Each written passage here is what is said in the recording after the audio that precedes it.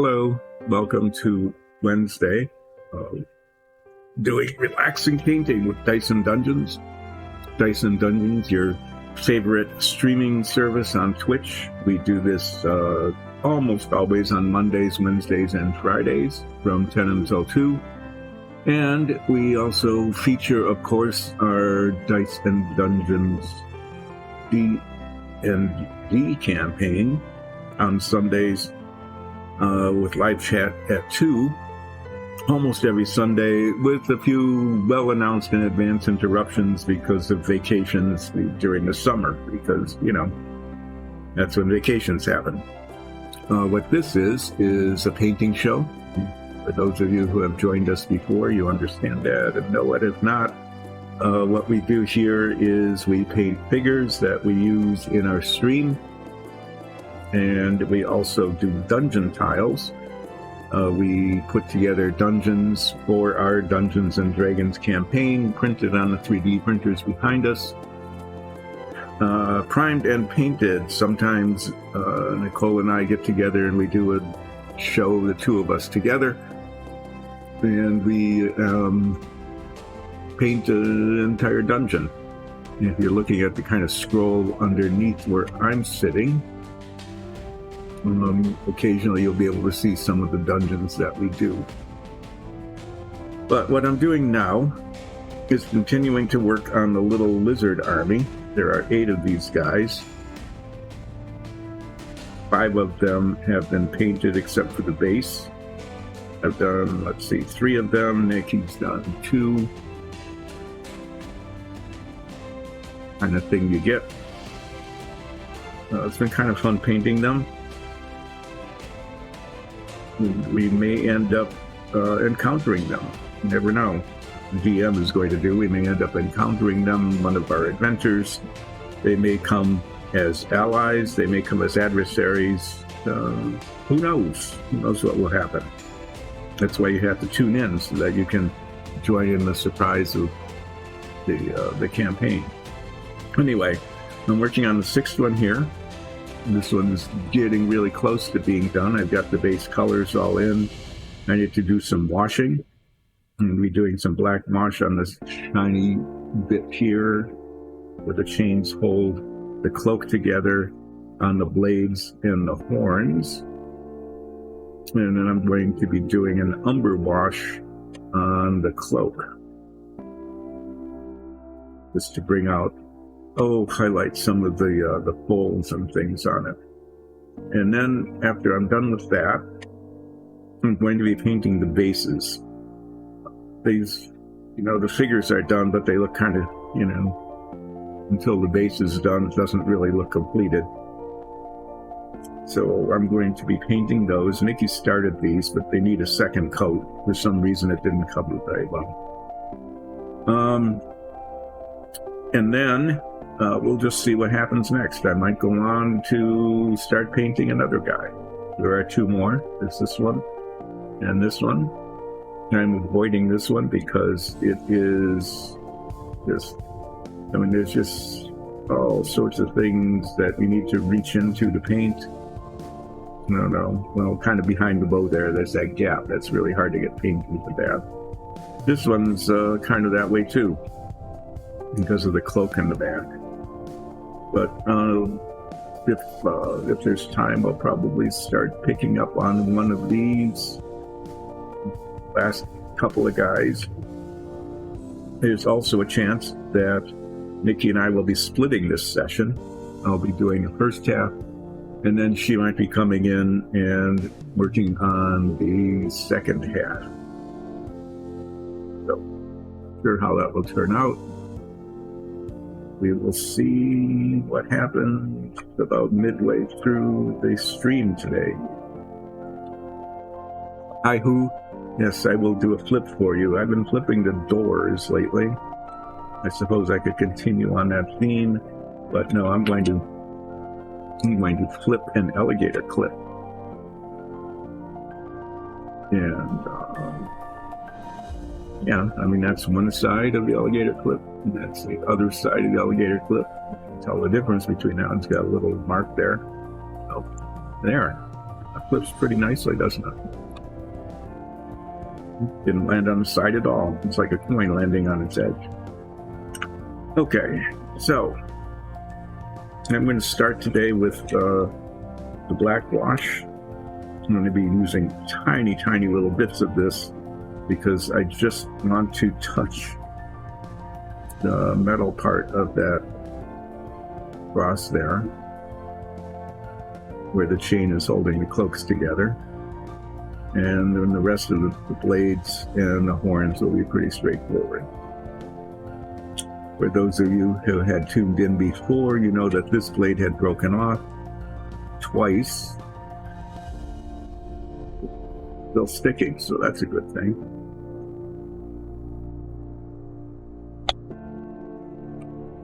So little of this, I'm not even going to squeeze it out. Get a little bit on my brush. Just want to touch it to the silver.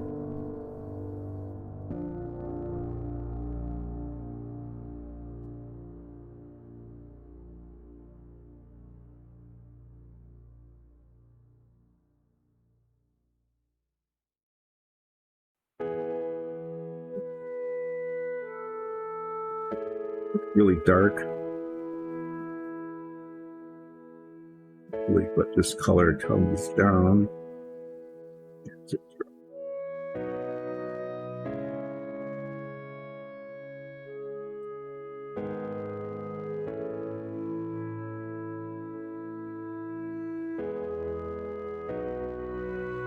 Basically, what I'm hoping is that as it dries, it'll just kind of show the texture of the chain.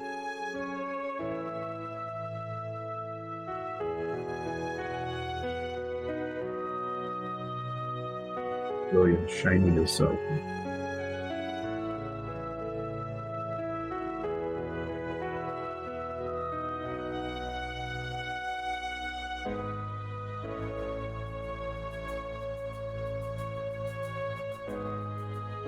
I think mainly getting it where I want and not where I don't.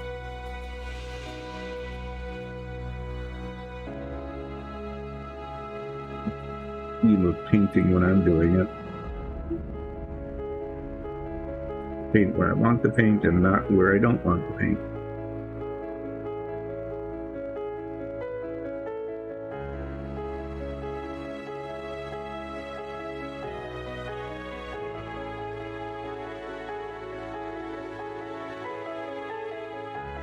Okay, I can use a slightly larger brush for the horns and the blades.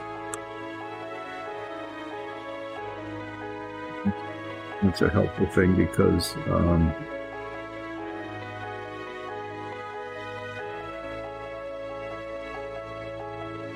do it here.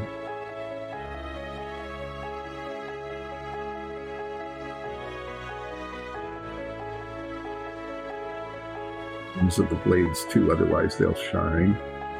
And what this is, it's a little bit of texturing on the blades, and this will bring that out, but it also, so that they don't look like they're brand spanking shiny new. And let's use this to shade the blades a little bit.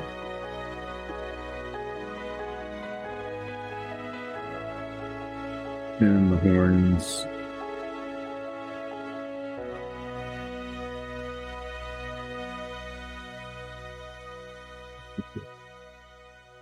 The texture of the horns and toward the tops.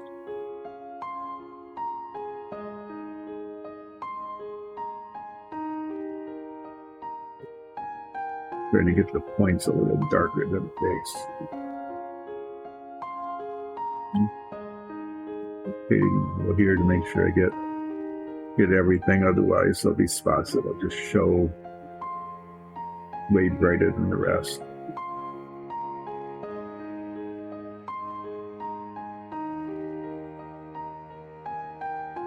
I mean, that's it. That's the shading of black wash.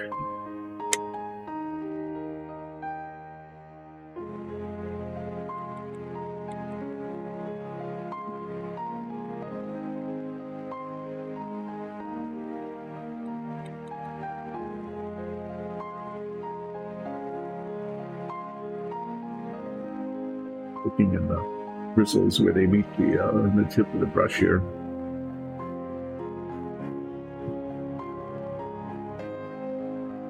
I'm going to use this with the underwash as well. I'm going to be washing is this cloak. And I am hoping that what that does is it'll change the color just a little bit, but more than anything else, just emphasize the texture with folds and so on.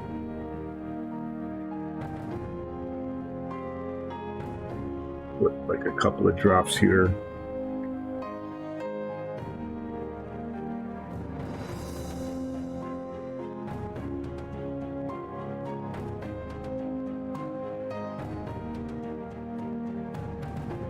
Metallic there. I don't know. I don't want it to go on very thick.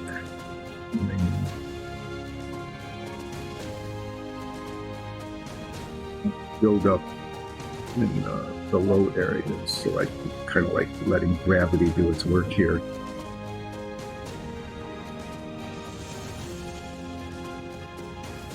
You want to get the whole surface because it will make a subtle change in the color.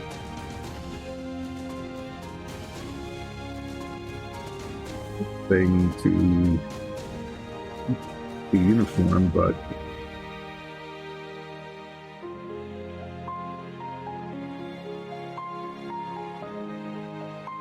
I don't want there to be dull spots, things that just look out of place.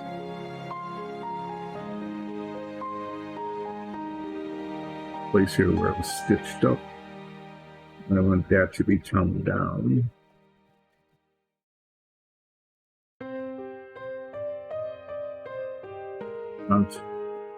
Yeah, I just want the folds to show.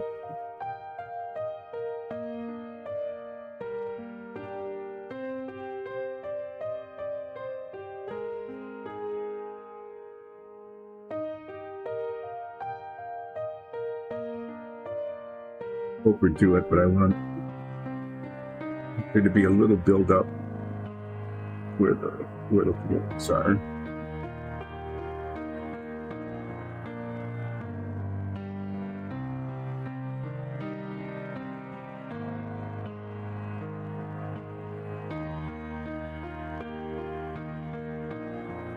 You can see there, it's it's kind of a subtle thing.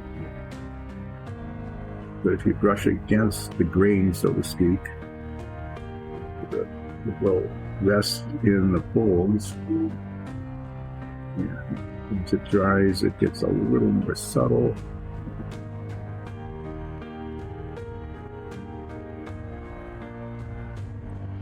Then you can see the texture of the cloak a little better.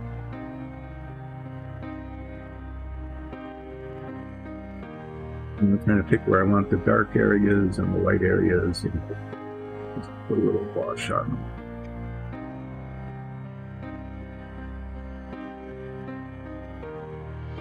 Right there.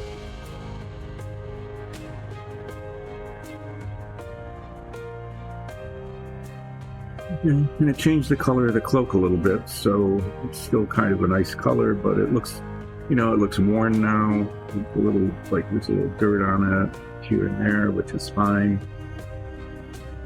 And it picks up the folds a little better.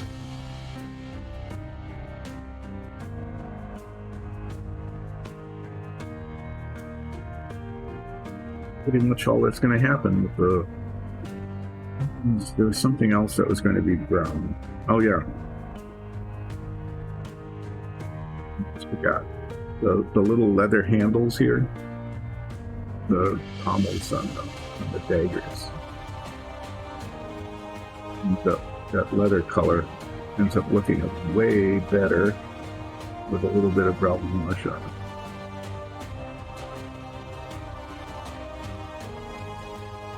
Much, but it changes the color and makes it look a little less orange. So as it's drying, I think that's coming out. You can see the folds, the spots where it's kind of worn or dirty, in the front here, you can see the folds pretty well. So this little lizard guy, I'm going to declare complete. What I'm going to do now is something that's not terribly exciting, is I'm going to be painting the vases. And the toes here, that needs to all be carefully done. Basically, I'm going to be able to push the paint up into that. But I'm going to use a little brush, a fine pointed brush, because I don't want to paint all over the toes and then have to come back to them. So I'm going to use this to paint around the feet on all of them. They all have feet on the stand. I paint the bases all the same color. And after I get that bit done, then I'll pull out the brush that's a little bit broader and paint the whole thing. This one's already on the stand, so I guess I'll start with this one. And if told correctly, this flat earth, I'm guessing it's called flat earth not necessarily because of one's belief about whether it's the planet is a globe or not, but because it's flat paint and it's supposedly earth color. And Nikki said that's the color she used on these when she started painting these, so hopefully it is the case because of it. Well, I'll just repaint the whole thing anyway. So we're just going to go back and forth between the two brushes. And give this a go. This is almost done.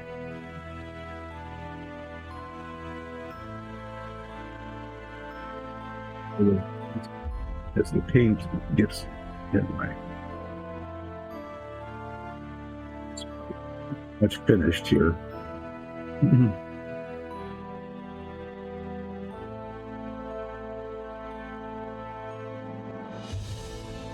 I'm just painting right around the feet with this little brush so I can get the paint up to it but not on it. Maybe go like 1/8 of an inch around, enough so I can use the other brush without getting it on.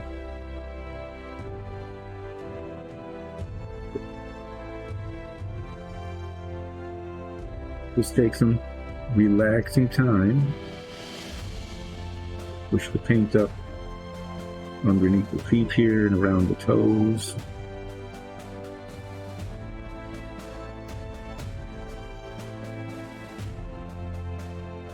To, but not over.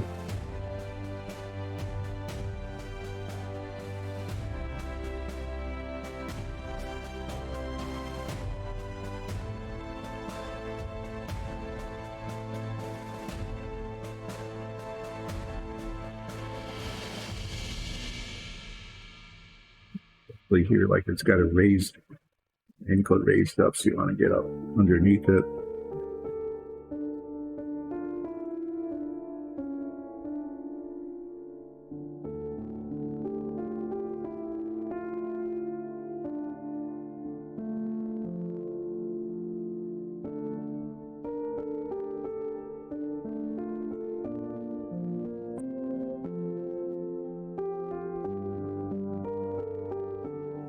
Up there as well. Get underneath the foot.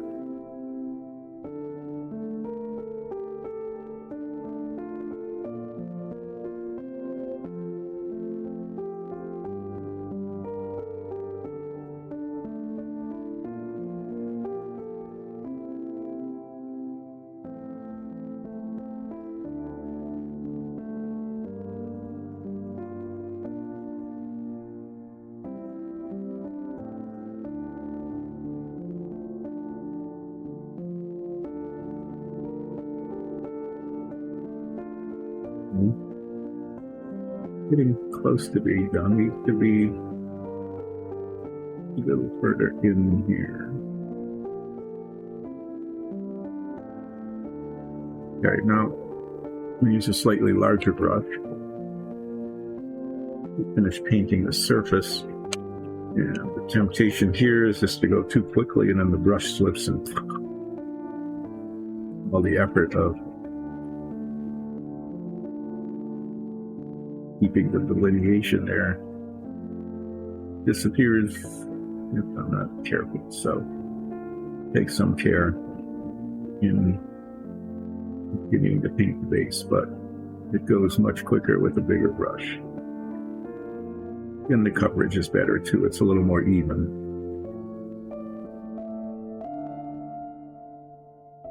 It's paint because it's really near the bottom of the bottle. A bit viscous, but for what we're doing here, which is the base, it's a little bit like uneven. Doesn't really show brush marks, but it might look a little lumpy, but that's probably okay because it's supposed to be like dirt. What will also happen is if the paint is viscous like this, if it's near the end, I could thin it, but there's not enough left in this bottle really to bother with. As it dries, it shrinks a little bit, and sometimes you'll just end up getting like spots that are not covered.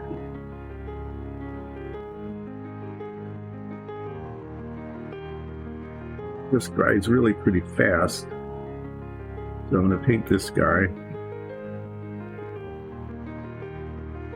and probably by the time I'm done with the others and come back around, if there are any spots in the paint, I'll be able to catch them and touch them up.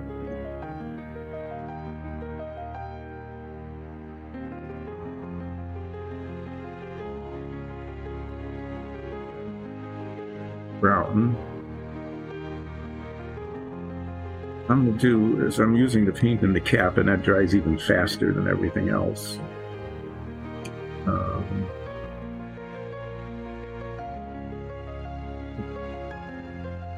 Anyway,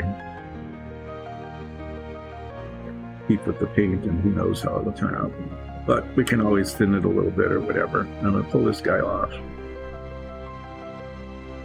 without breaking anything mostly. And then I'm going to put a second coat on the ones that Nikki did.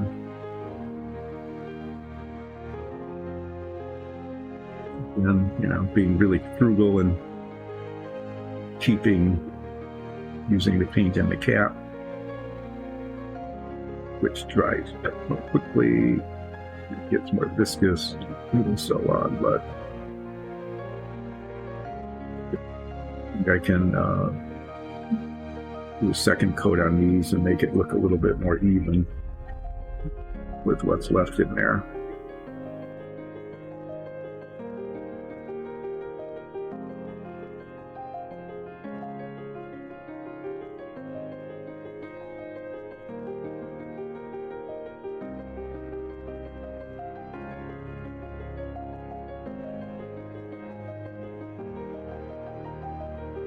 I think what will happen is when I'm done painting the bases with this bottle just might be retired.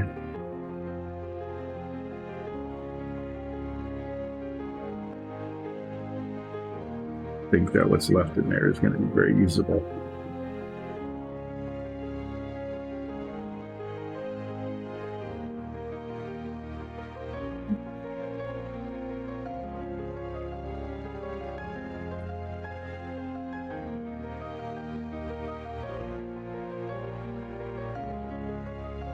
This is all going a whole lot faster than I thought it would. But I probably will start another model.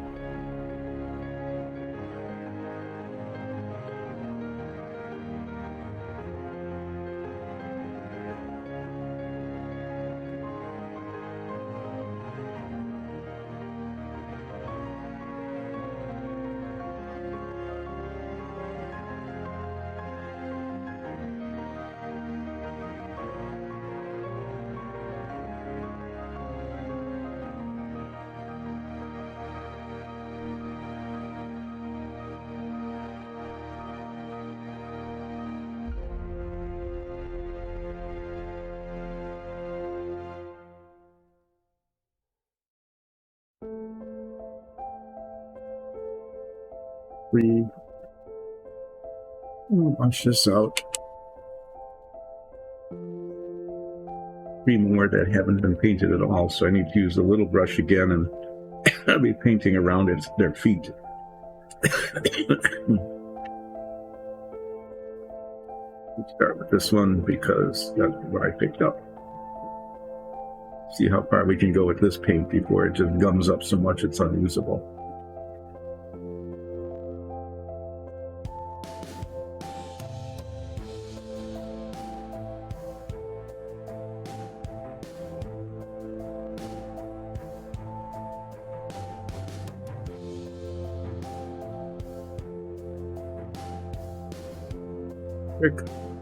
I mean, the ones that are left are going to be a little tricky to paint just because of the way the models are built. We have to get paint in between things. So that, even with a fine brush, a little slip of the brush, and all of a sudden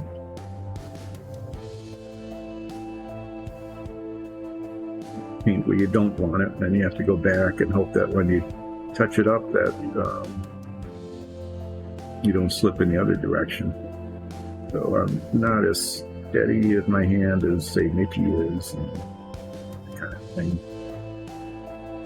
But the real challenge on the next 2 is that we've been painting each lizard a different color because, as with many lizards, there's a lot of variation in their natural colors, right? This one's olive drab, and there was a dark red one you saw and a bright green one, and the other one I did was kind of a beige with blue dots. Kind of little, sometimes lizards have stripes in the spots. So there's that, but kind of running out of colors, lizard skin colors with the paints that we've got, so we're looking at the color chart and trying to figure out what color to paint the next.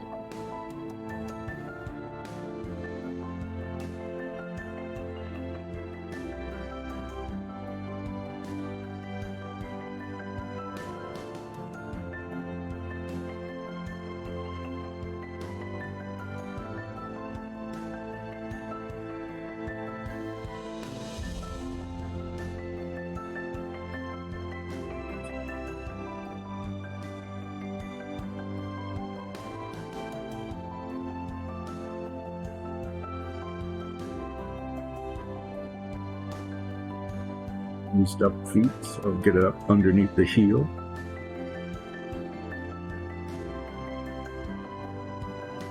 The demarcation line there.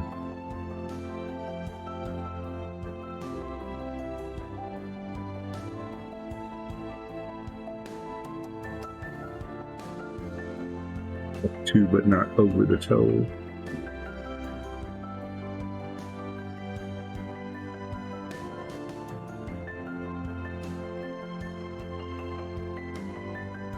I think I'm brought far enough around. There's drying the bottle cap, so I'm going to get out the other brush and finish painting this base with what's left in the cap, maintaining my sense of frugality with paint. Getting pretty gummy, so we'll get this on here pretty quickly without causing a problem.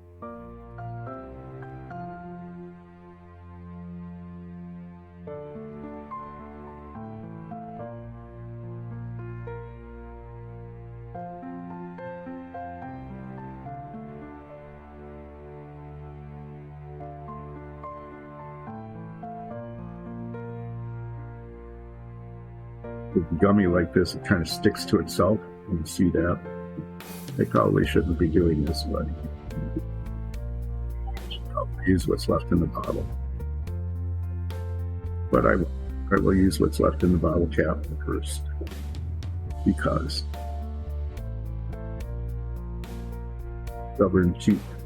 being stubborn and cheap today.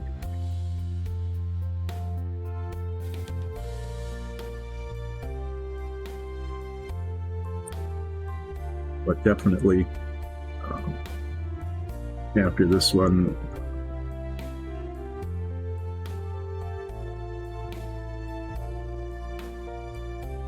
with the little bitty brush, the little fine tip brush. I might just go ahead and use some more bottle cap paint.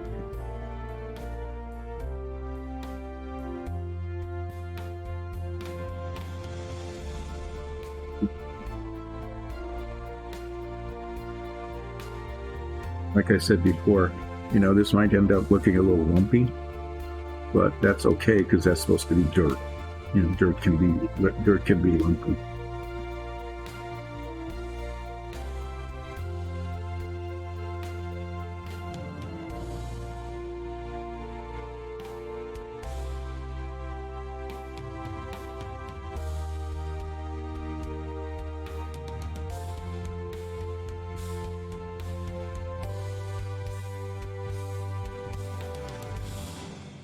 Well, it's a race against time with the paint in the bottle cap. You've got a half an inch to go. It's turning into goo.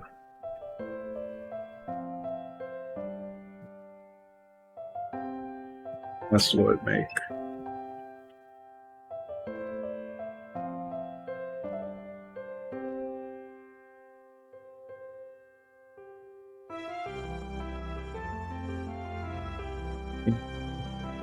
Yeah, this ready.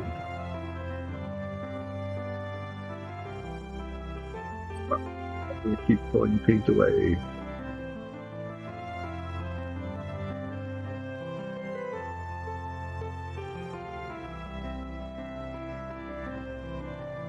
Okay, so that's 4. 2 more to go.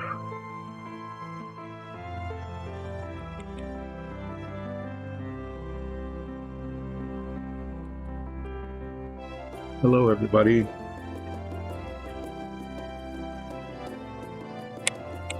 We used to have a pretzel day. I think there's like Alexis made some pretzels, fresh homemade soft pretzels, and I think there might be one left. We'll see if there's one left when I'm done with the stream.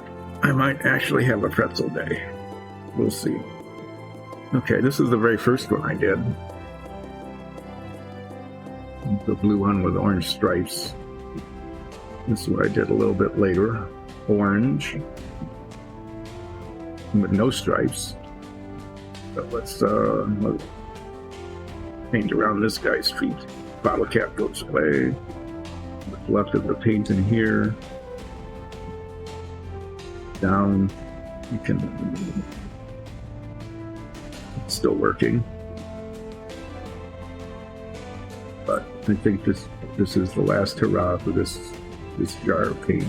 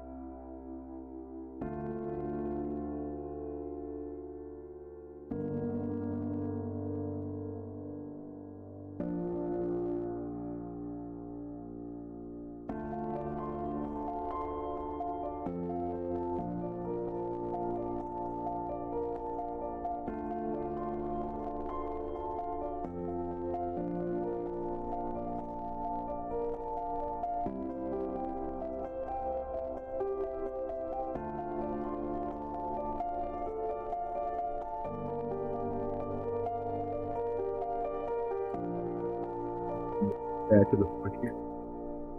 Those feet are raised up. This guy's ready to pounce. Start on the right foot.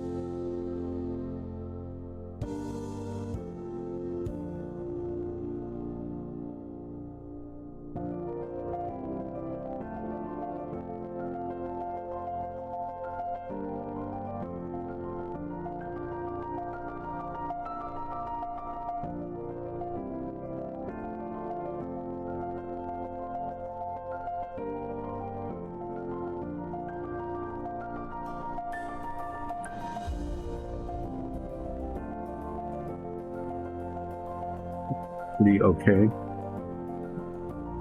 Okayness. It's maybe a little.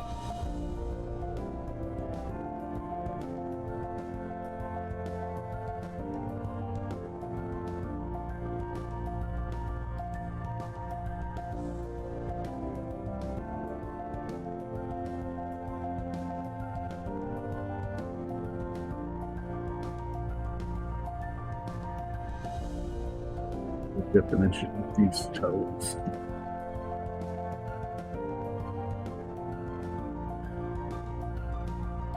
Okay.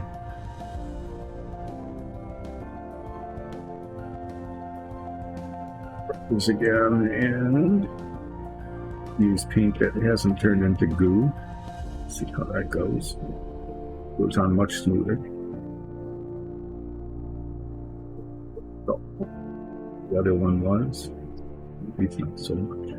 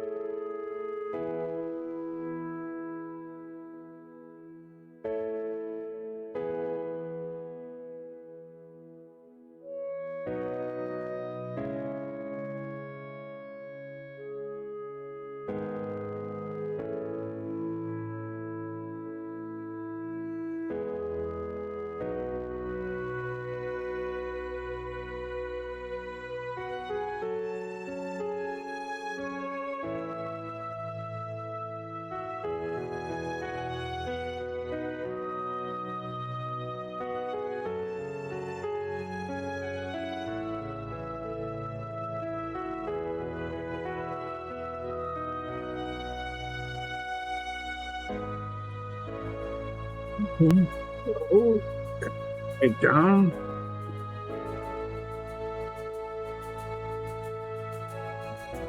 So then we'll go back and do the inevitable touch-up on the other guys. The first ones. Painting, especially since I was using the really viscous paint, as it dries, it probably will pull away from itself in a couple of spots and just need some things that need to be touched up. So we'll get the fine tip point. Again, paint around the feet.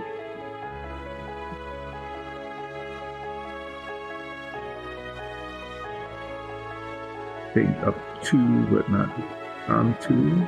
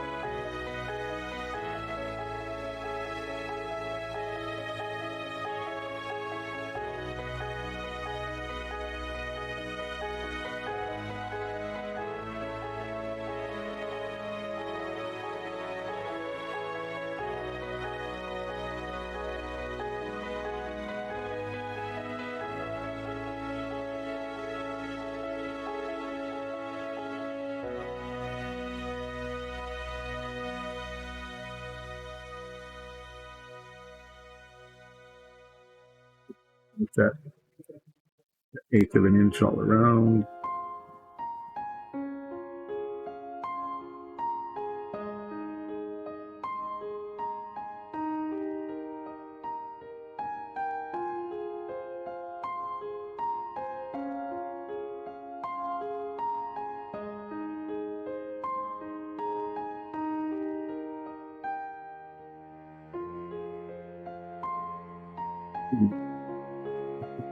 Pretty nicely defined in terms of the base of the foot. The right foot on this one. The others were And I had to make it up because you weren't really sure where the line was. This was pretty clear. It makes it easy to get a nice clean line then. We're just pushing the paint up into the gap underneath where the foot is on the base. Yeah.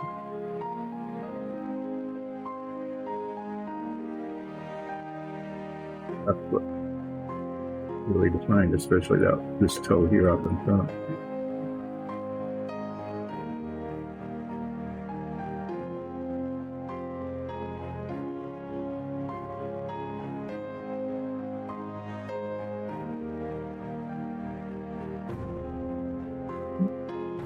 Off.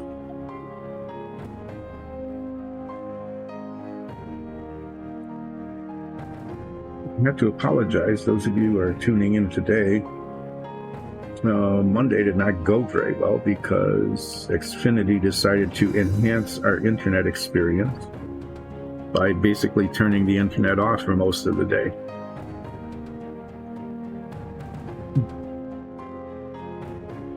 Time, I guess that's enhancement, right? I have no clue what they were doing. They didn't say what it was.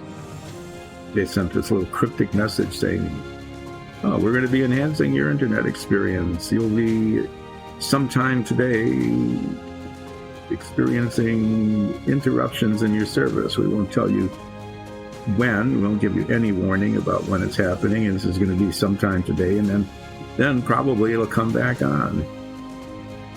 And we'll let you know when it's back on. Like, okay, I can usually tell that because then it comes back on. That's how I can tell it's on. But that's what they were doing on and off. And so we had mostly no internet for most of Monday, which is why the stream started and then stopped and then started a little bit and then just didn't happen at all. So 4 o'clock yesterday afternoon, about half an hour after the service returned, we got a text message saying, oh, it's back on again. And then I got a message, this was really pretty fun, was we sent you messages. Were they helpful? No, they weren't helpful. You said it would just be on and off. It would have been helpful if you told us when it would be off and about when it would be on. So we could plan our business around that. Not only, I mean, this stream, we could have told people, you know, when it would be off and on if we had some clue about what's going on. And then they said, oh, we're really sorry that it wasn't helpful. What could we have done to make it more helpful? I said, well, you know, tell us when it's going to be off and on. Thank you for your feedback.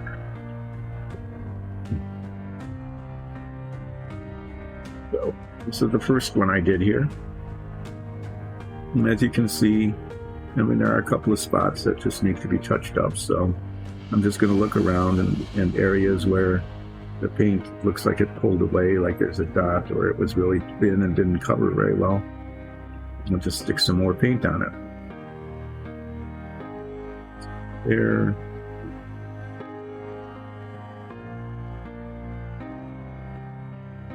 I did this with the paint in the cap before it got real gummy, so it's not too bad. A little unevenness here and there, but not too bad.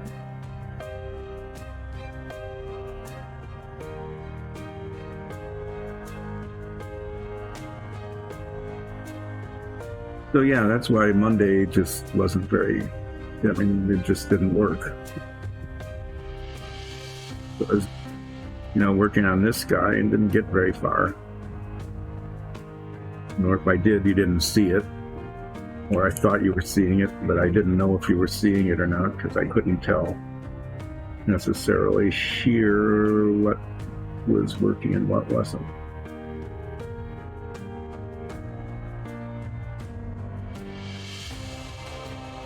There, we'll just go down the line pretty much in the order in which I painted them. This was a second coat kind of painting.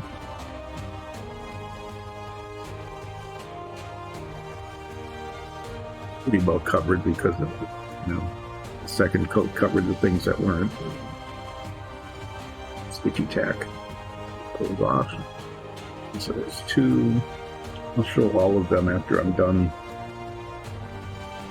checking them over.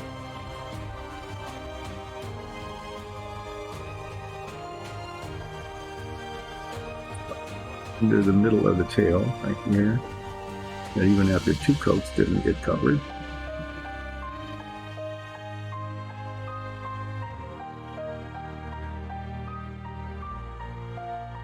This next one was the last one I did with the paint in the cap.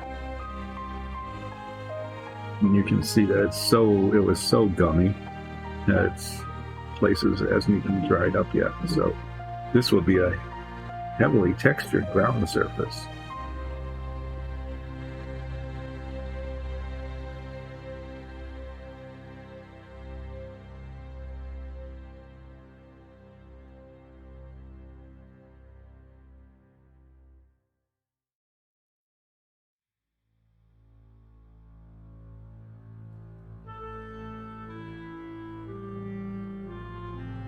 On the edges especially, it was really pulling away from itself. So I'm guessing as I rotate this, I'll see several spots that didn't get covered.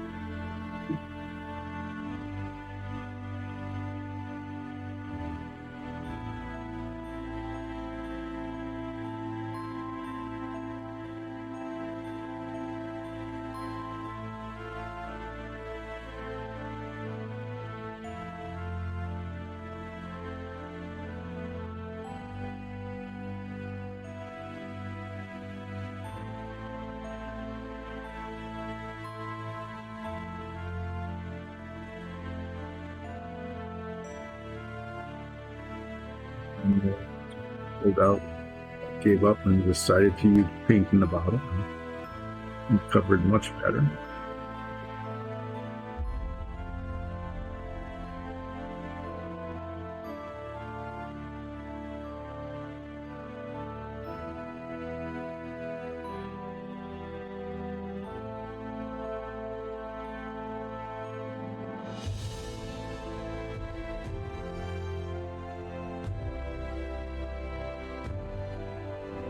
Okay, and then this last one is still wet because it was the last one I did.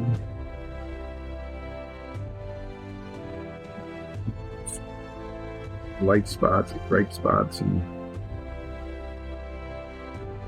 bits of paint on them.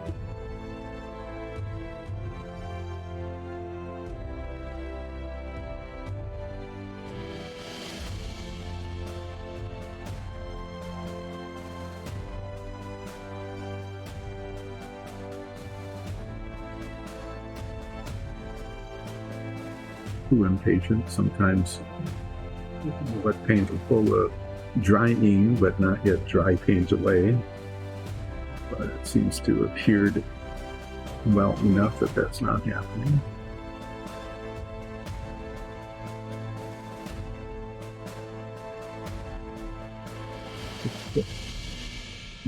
Review the little lizard leaf here as soon as I clean this brush up.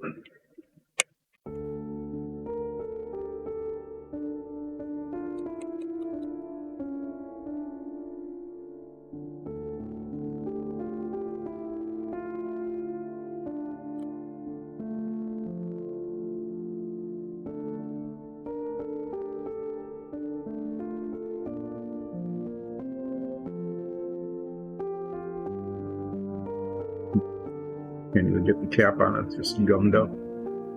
Well, there we go.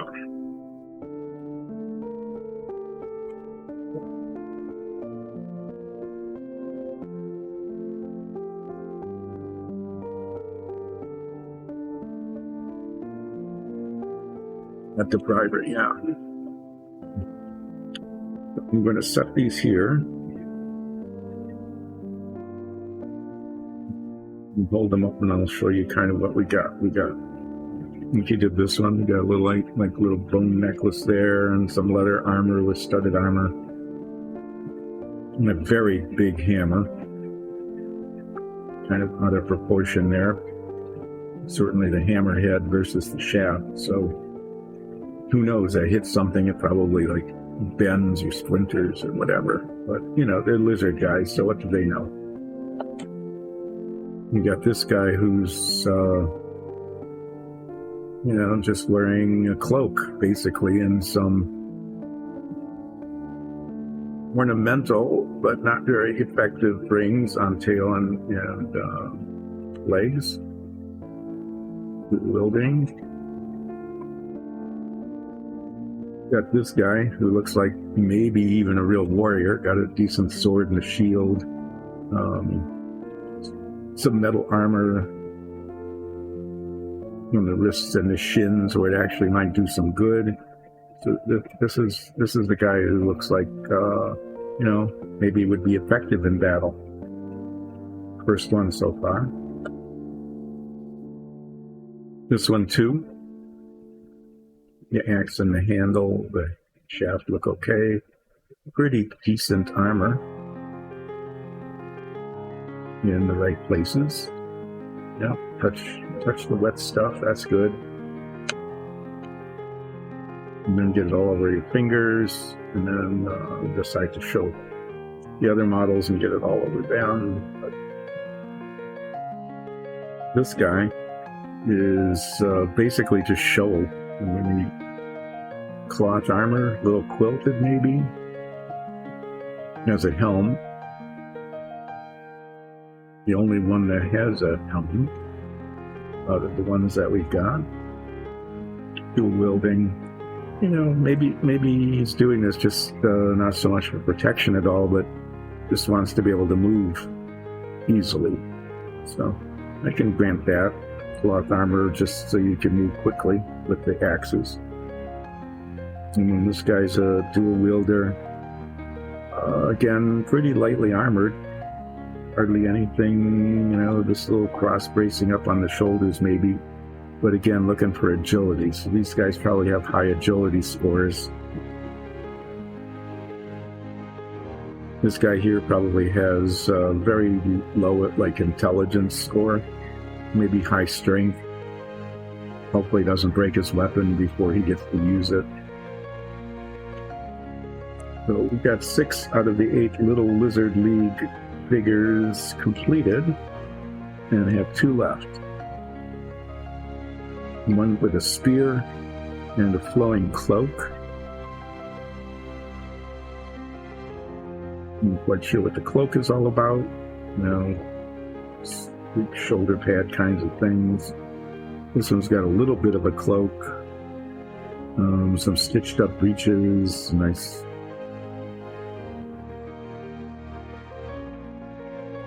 Nice bow and arrow. What I'm noticing on this one is that there's some mold, little mold marks. I'm going to clean those off because they're going to show later on. I might give this one a go. One of the other ones have armor like this. Kind of quilt, just kind of wrapped around in front. Thought there was one, but I guess not. But I'm going to get out an X-Acto knife and let's clean these up a little bit. Especially this one here, where there's just something on there that's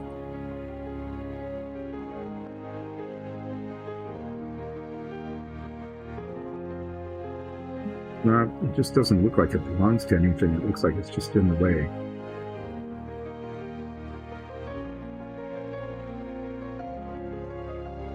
If I can get that one off without breaking something.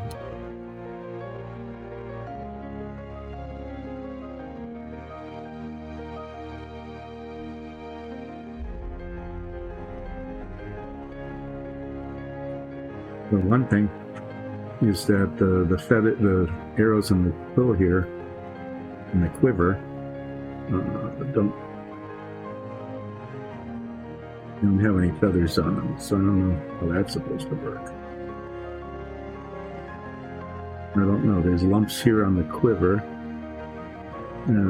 They just don't look right either. I mean, they don't look decorative. They don't look structural. They look like they're just stuck on there. So I'm going to trim those off also, so that the side of it is just smooth. It looks better.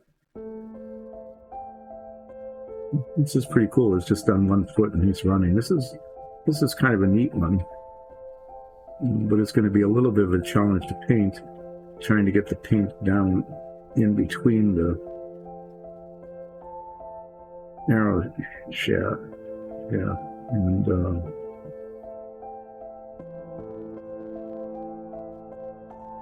body. Again, there's just this little lump here. Just is not a thumb. It's just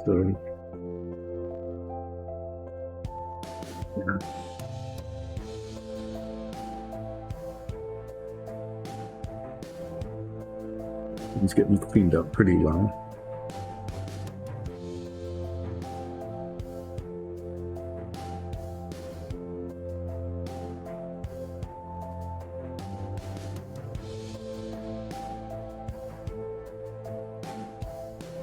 Okay, now look at this one.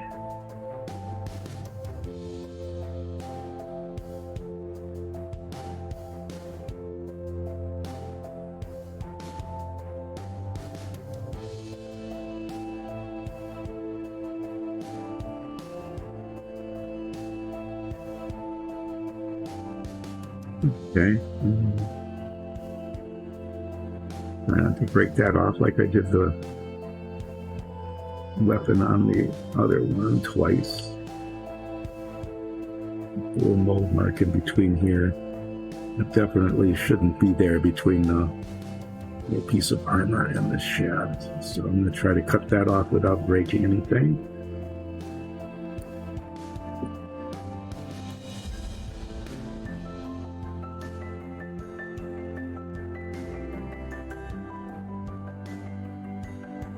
Hands are really well defined on this one.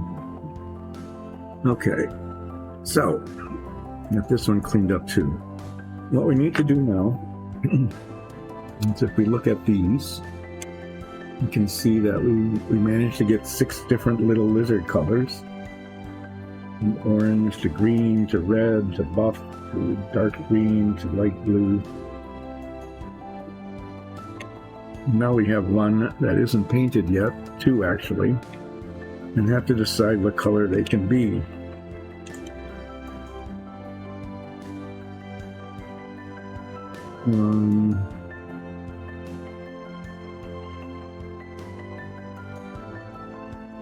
Might actually like sea green, like sea gray, is an old paint that I've had sitting around for a long time. Like sea gray, it's even in a different kind of bottle. I don't know if there's enough of it left, but that might be kind of a good color. It's a little grayer than this. This is that's the color I painted this one.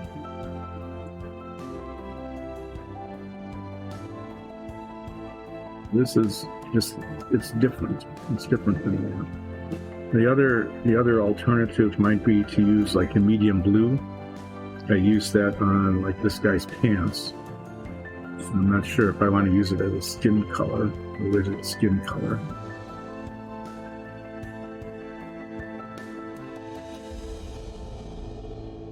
Other option, depending on how I paint the rest of this, is I could use like this color, this sea blue. It's a really dark bluish color. Or even a field blue.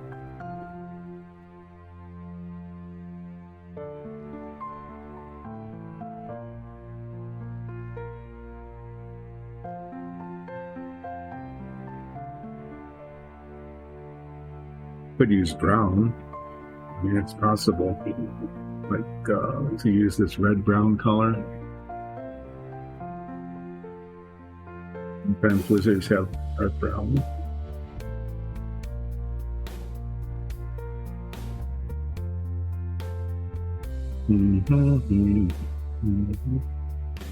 If I did it long enough. Hi, Geek Nerd. It's thanks for joining in. Yep, I'm painting these little lizard guys. Having a great time doing that. Trying to decide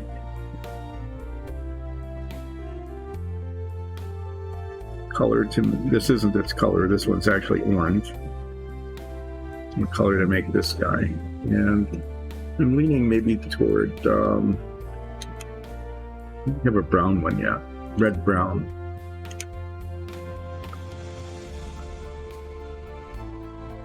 I have a nice dark brown color. And what I would need to do is to make sure that the armor and the cloth that it's wearing contrast with that nicely enough. This guy's got a cloak on for reasons we don't understand completely. I might make that, try to make that kind of fancy. He's got this kind of quilted cloth or leather armor up here, some breeches, some metallic armor. He's got some metal on his shoulders and bracers and knees. Other than his head, not too much of it is showing. That little mold mark there under the cloak. And I'm going to start putting on a base color and see where this goes. And as we've noted with painting before, if it looks terrible, let it dry and paint it again. Okay, so as I've done in the past with these, what I'm going to paint first is the line of the mouth and the fangs. And put a little bit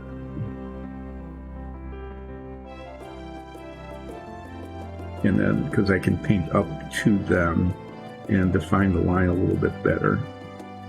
And I like to start at the raised surfaces and work my way down.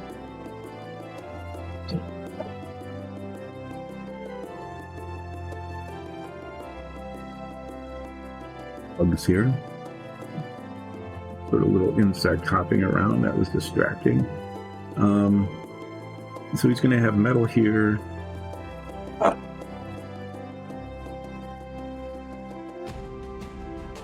Metal here, metal here.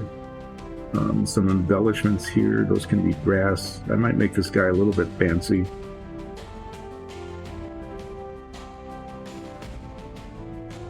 Might even try to paint. I don't know if I'm real ambitious. I could try to paint stripes on these guys so that they kind of alternate. That might be kind of fun to do. I could do, like red and black, blue and red, yellow and purple. I don't know. Paint the inside of the cloak, maybe a different color than the outside. So I'm actually going to kind of play around with this a little bit, and sometimes it turns out, and sometimes it doesn't. Hopefully this will be one of the does.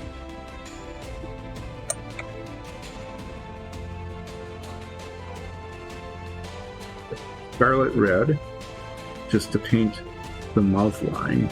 I like to do that to emphasize the mouth. Get out ivory and paint the fangs. And then start with the metallic color, so I can see where that goes pretty clearly.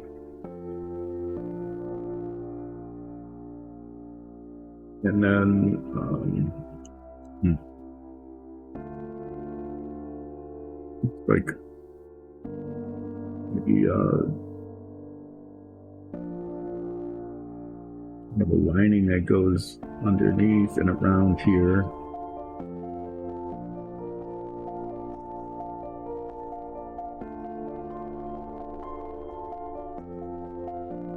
I'm going to paint the stripes on this.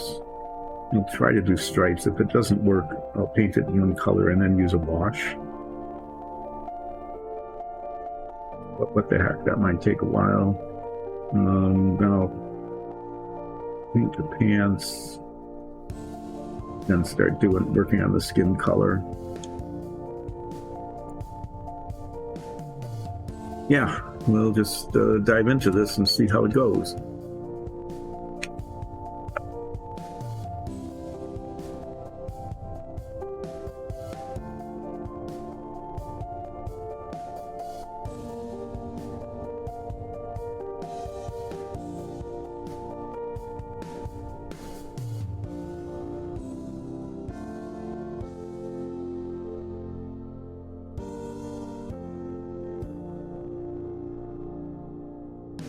See how far we get on this. I mentioned at the very start of the show today that what I was planning to do is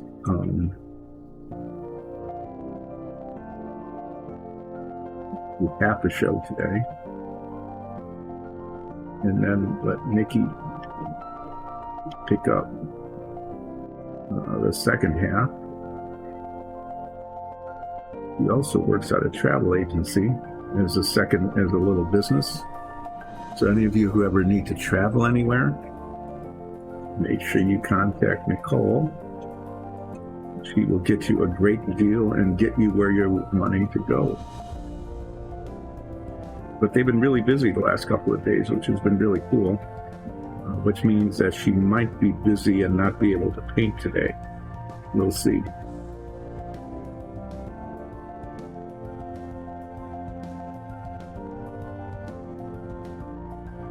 Just kind of slopping around and getting more than I want, but that's okay because I paint up to it later with the skin color, which we determined will be brown.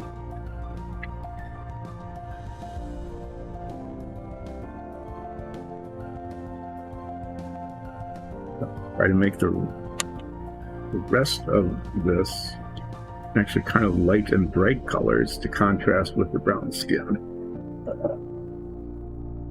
Now I need ivory.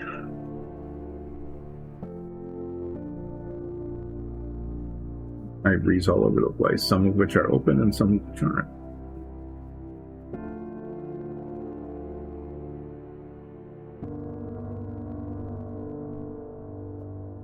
Any drop of paint.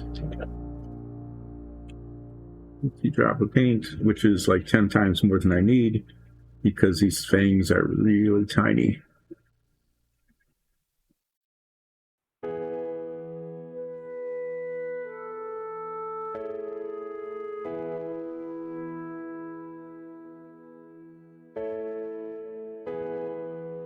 And over where they really are, because I'm going to make sure that they're covered. When I put the body color in, I'll be evening all of that out.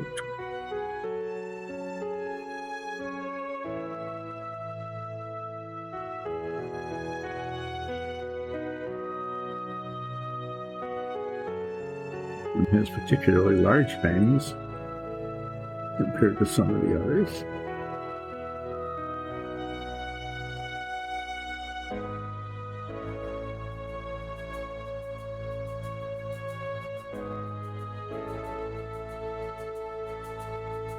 Yeah, I got it on the chin there, but again, that'll get covered up later.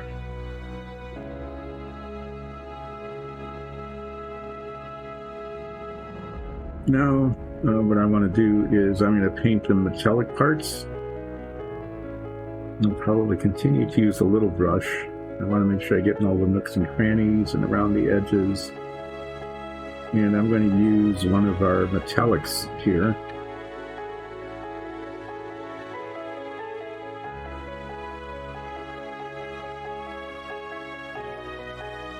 this to be, I'll probably put a black wash on it later to tone it down, but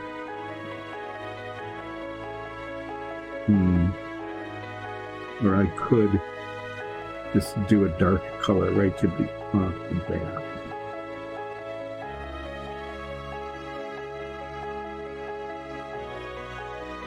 This color called Steel is really nice. It's really kind of nice dark color. I don't want it too dark though, because the skin is going to be very dark. I want it to contrast some, and I'm actually going to do a fairly light color on it, and maybe not even wash it very much.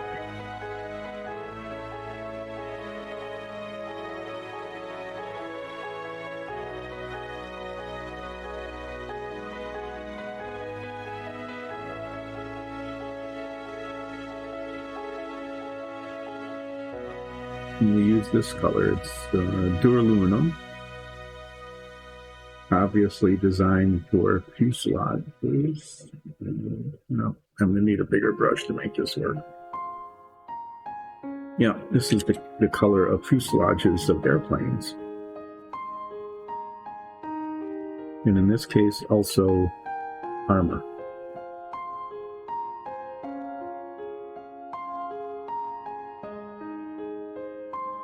Not even dumping out little dots, because this once you get this paint going, a little bit of it, a little dab will do you. Definitely, it covers a huge amount of surface area.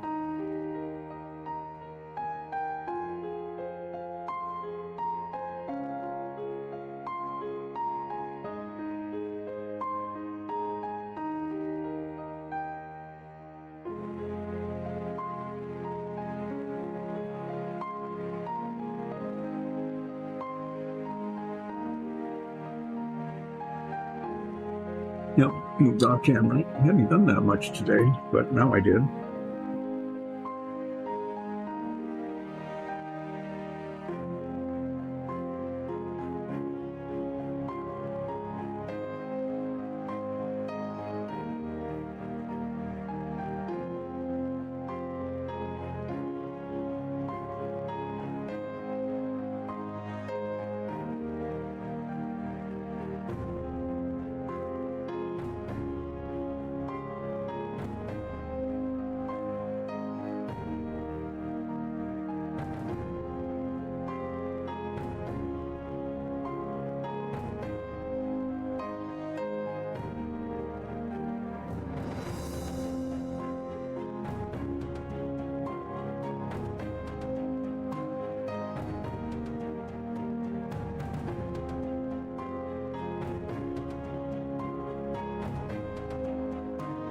What kind of things up here on the shoulder.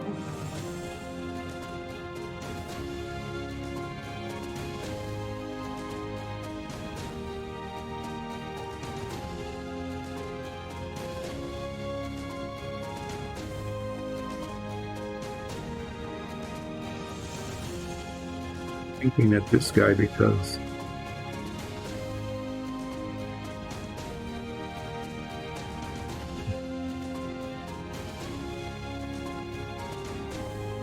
he's got this cape, might be kind of a dandy, you know. Nothing's gonna look worn out or anything at all. Keeps his metal armor all polished and shiny, and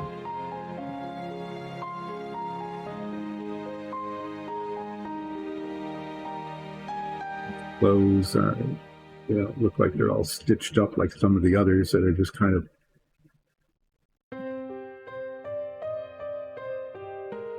pieced together. Even one that looked kind of fancy ended up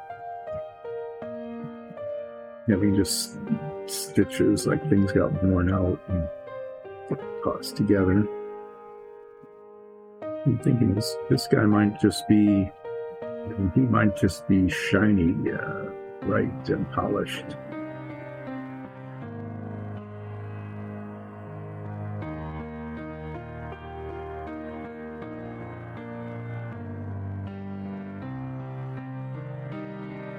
Usually we wash the armor with a black wash to make it look a little bit worn and used.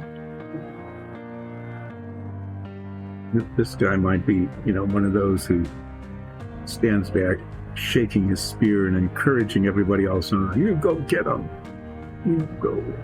I'm going to stay here and boost your morale.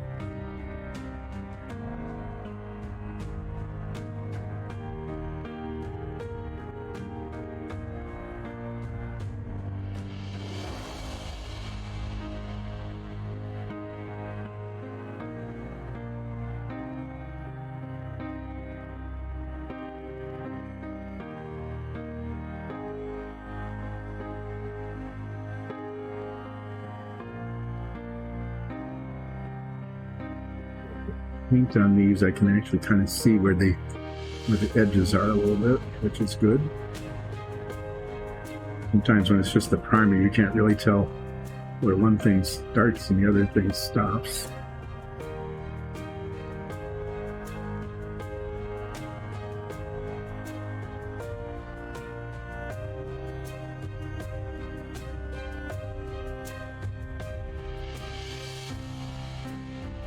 I think I got that figured out now, so that's it.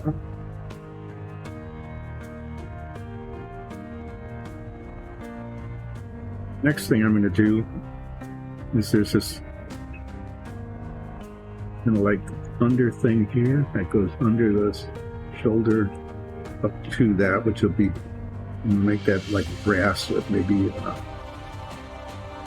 red dot on it or something. But there's this kind of thing here under there.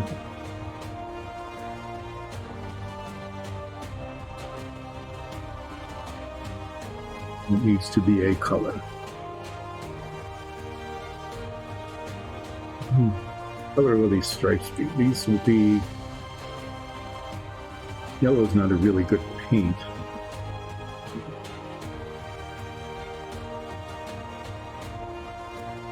Red and blue. I'm going to paint these red and blue. That'll be dazzling. Red and blue are really hard to focus on together.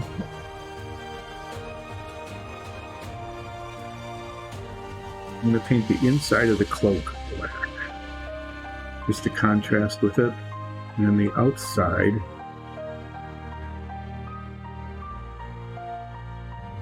do that next. I'm going to paint the inside black, just, to be so dark. I'm going to paint the outside of it.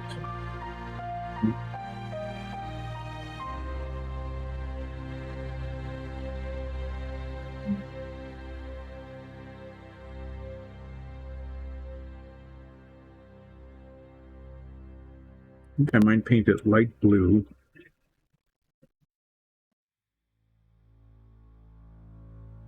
Okay, maybe I might even paint it like neutral gray. So everything else will be kind of shiny, but the cloak will be dark and foreboding looking. It'll be neutral gray with a black wash. Have I used neutral gray on anything yet? Closest I've come is like the horns on this guy. So I'm going to try that. I'm going to go for that. The cloak is not going to be bright. Everything else will be, but the cloak will be dark.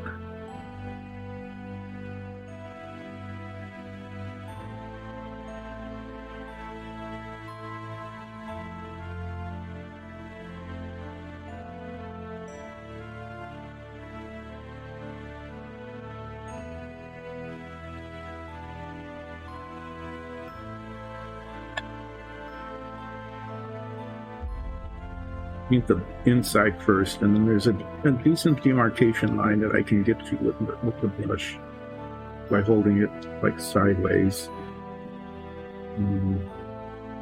along the outside.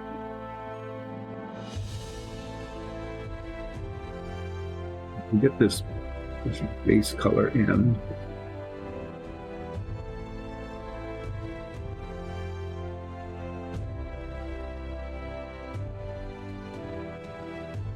Up onto the edge, even though I'll be painting that a different color, because I don't want the primer to be showing through.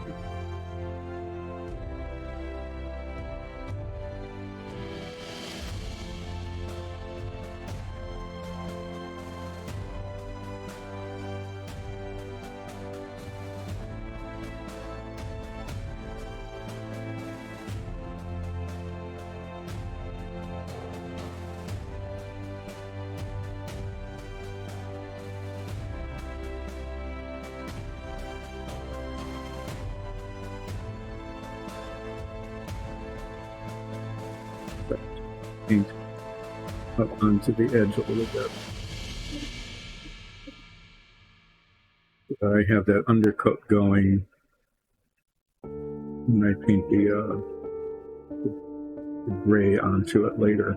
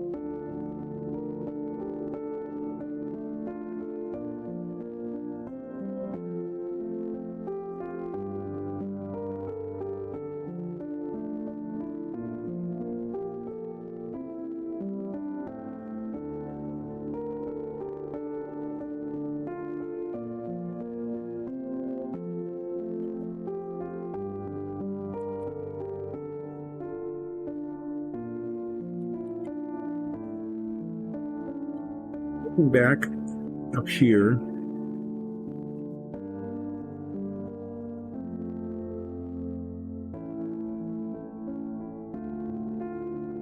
yeah, it's right along there.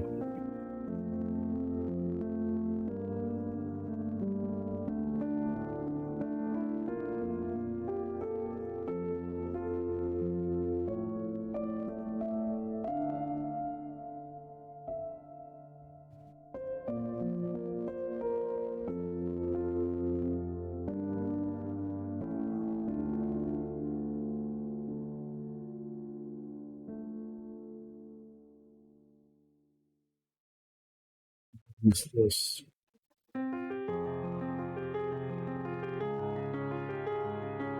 with the brass, little brass buttons kind of things to contrast paint this. And what I'm probably going to use like scarlet red and aquamarine on this to see if, and I'll see if I can get stripes on there. I'm really not sure if that's going to work or not. That could be beyond my skill level, but we might give that a try.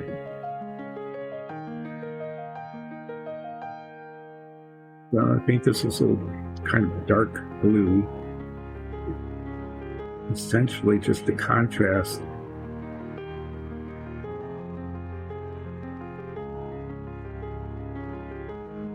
it'll show up against the brown skin color, okay?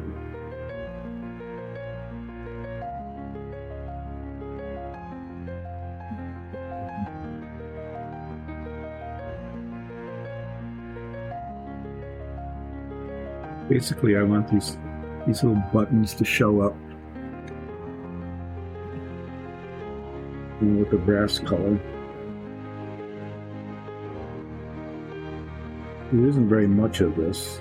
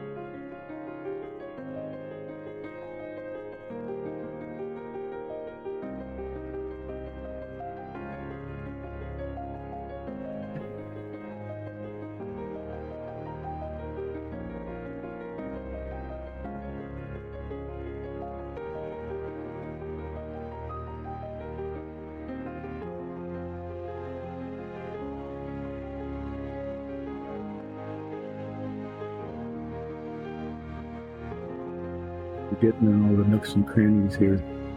It's only where it touches up against the shoulder armor I need to be real concerned about at the moment.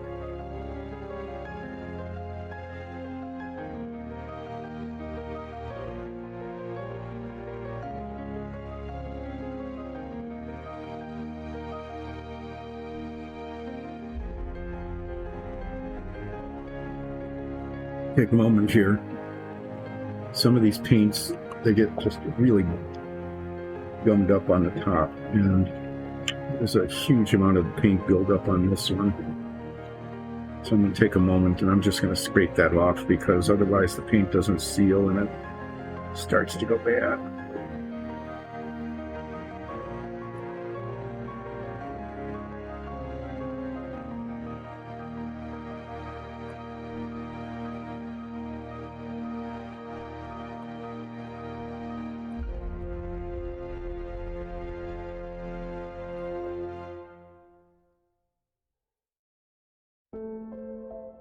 Builds up that high.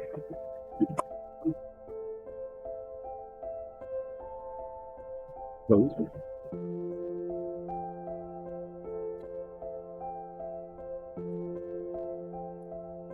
Not too much on the thread, just on the top there. It just kind of made a little bit of a mess that I'll have to clean up in a bit.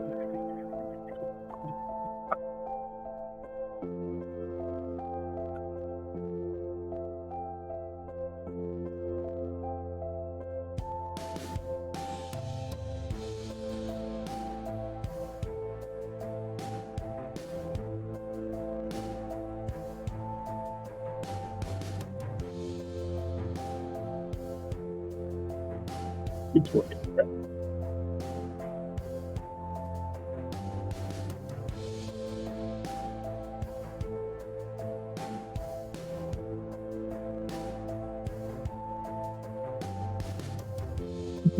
Okay.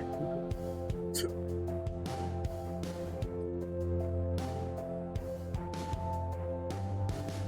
Better grip.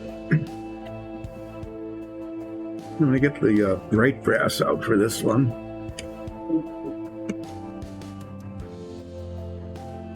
Polished gold. I haven't used this in a while. So for these tiny little bits there,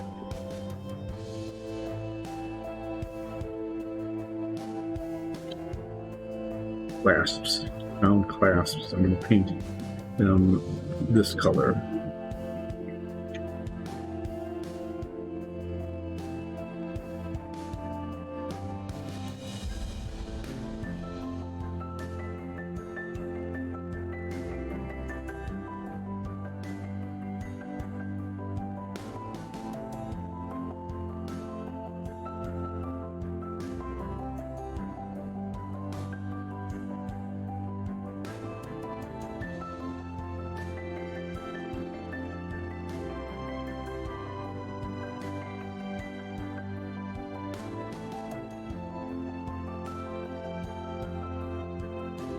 Keep the theme of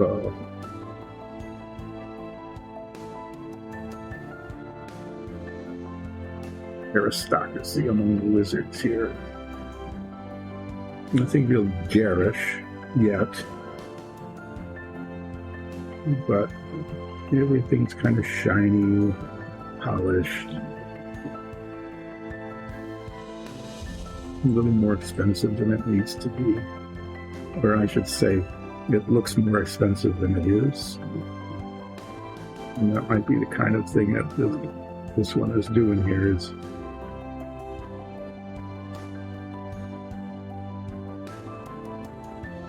making things just look a little more than they really are. So that when he's in the background, improving morale by going, you go, get on. I'm right behind you all the way.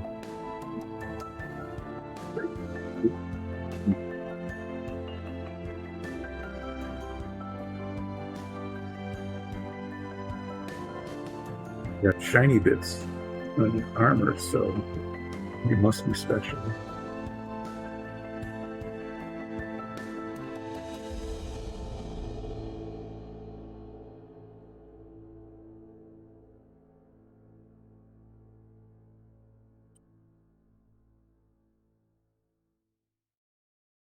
So those are his polished gold shiny bits.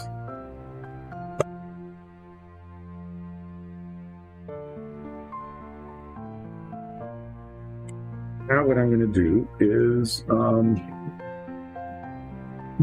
going to try this. I'm going to try to paint stripes. I'm going to try to make this striped. Each one of these will be a different color. I'm going to do aquamarine and scarlet red. Really used, there's aquamarine there. That's a pretty decent color.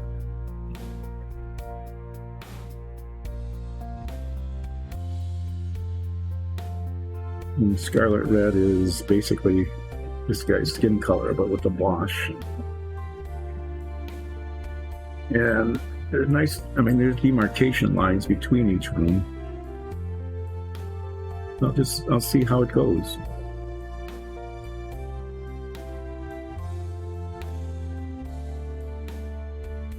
Here a little tricky. It's got pants on. I'm not going to worry about the pants. I'm going to paint those later. Usually I paint down to a raised surface, but this is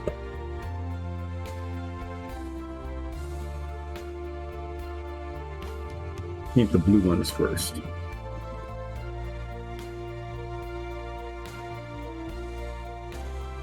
Yep. Well, no, one luxurious lizard. That's all there is one luxurious lizard. Everybody is extraordinary. Every single one of them is extraordinary.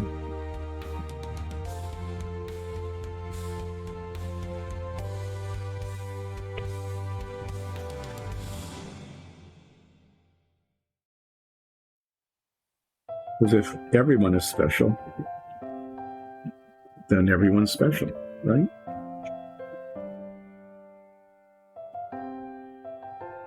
Okay.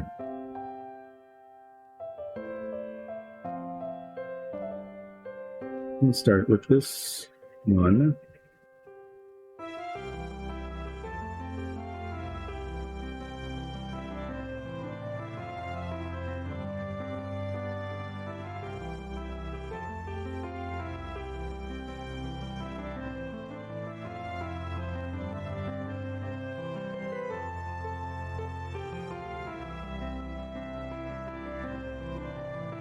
The next one, the second, the next one over.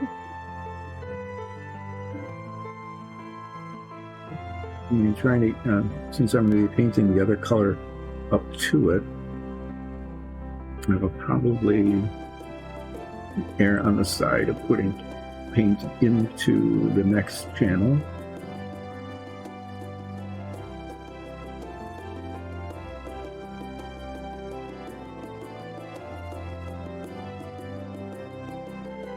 Tip of the brush is just kind of flopping all over the place. I just want to see how this looks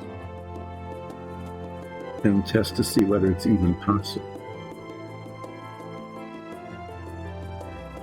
Less careful with this blue than I will be with the red, because you don't want to have to go back and forth too terribly many times, alternating colors before they go.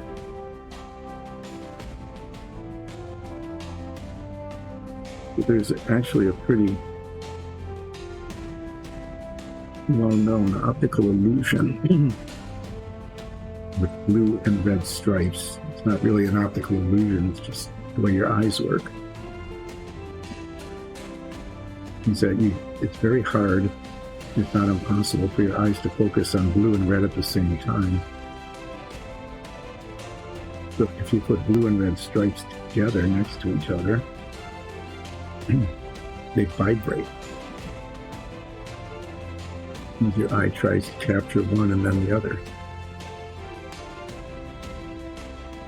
Maybe that will happen with this too.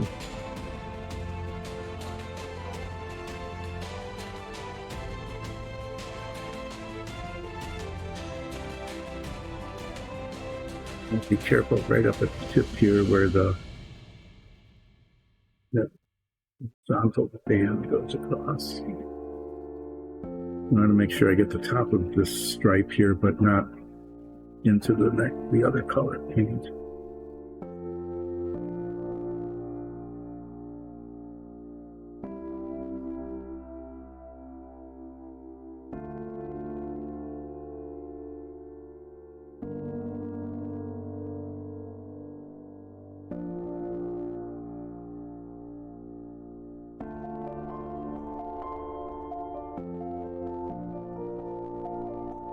Just to be a little challenging, the guy's arm, is right there in the way.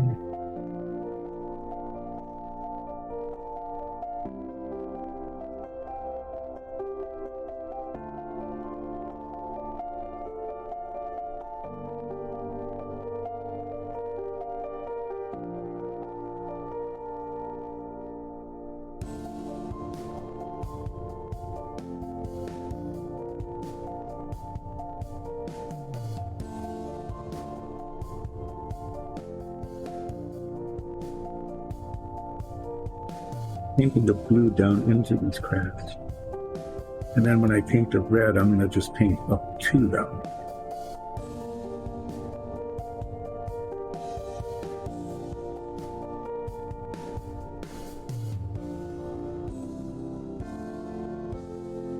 See how that works.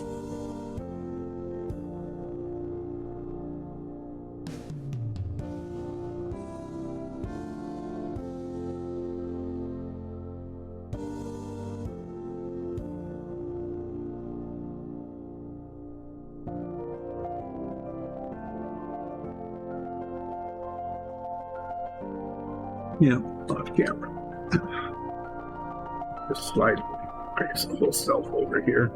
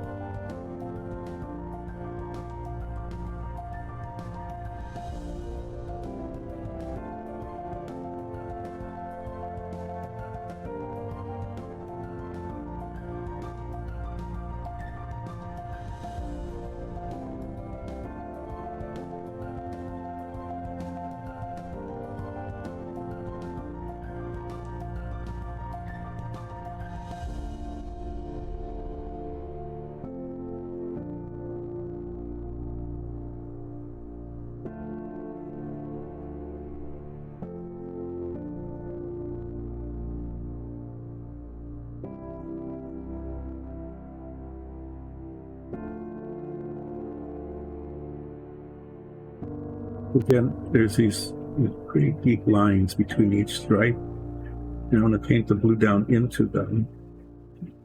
So it'll be kind of like the base. And when I paint the red, I'm going to paint up to the indentation. And I think it'll look okay, but it also give me actually a chance to succeed in what I'm trying to do here.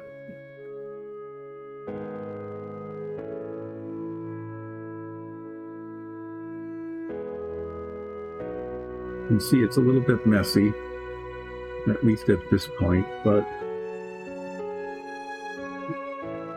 let's start doing the red a little bit later. Hopefully it will turn out okay. I'm going to let that dry. I want that to dry before I start painting the red. Otherwise, it could well be a mess. And what I'm going to do then, now, something just a little bit easier, but less detailed, is I'm going to take the gray that I talked about for the cloak. I'm going to paint the back of the cloak. And there's dividing lines here I need to be kind of careful about. And mostly I want to use the edge of the brush, need a clean line between the dark undercloak and the lighter gray overcloak. And I'm actually just going to use this larger brush for the whole thing. I think I can do this up here. I think I can paint up to that without a problem. Going over here isn't a problem onto the skin because that'll be painted down later, but I think this will work better since I go along the edge.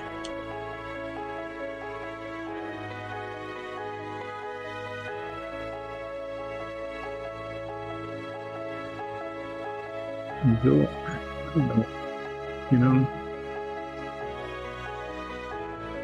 I'm going to clean those off. There's these little bumps on the cloak back here, and I don't know why there are bumps, but I think they'll end up looking bad. So I'm going to take a little bit of time, rather than paying attention to this at the back, and I'm going to scrape those off.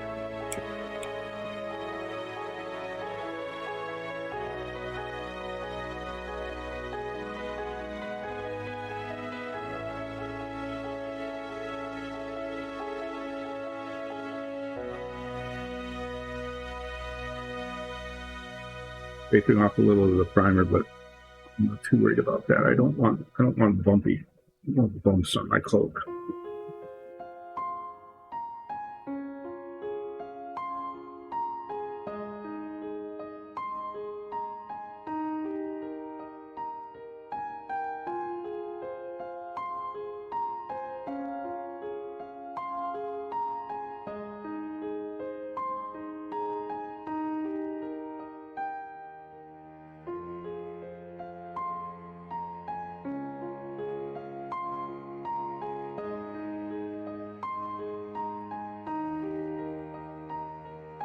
Doing it by feel here, as I scrape along the surface.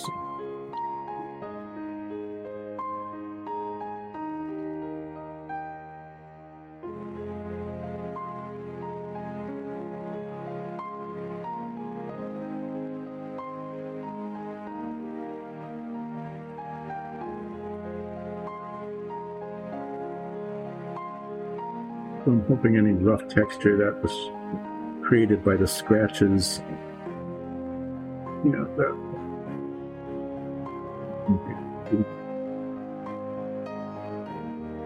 No, we'll see. I think I got them mostly.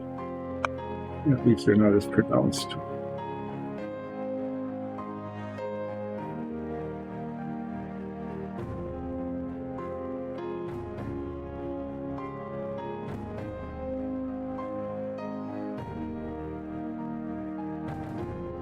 Start up at the top.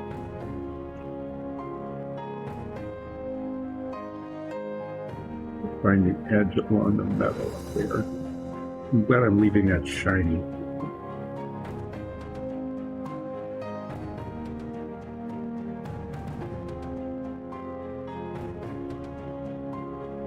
Otherwise it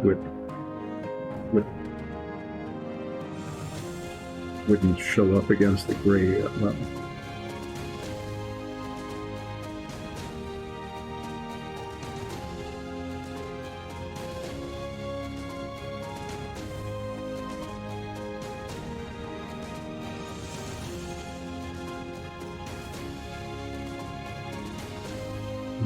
I will put a black wash on this later, not so much to make it darker, but just so that this is a nice gray color, but you'll see as it dries, there's a tendency to look very flat.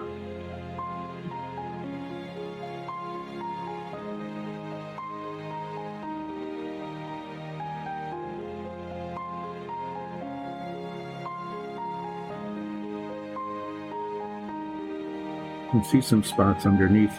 I'm going to have to pull out the darker gray again to touch them up. It's like the paint pulled away a little bit as it was drying.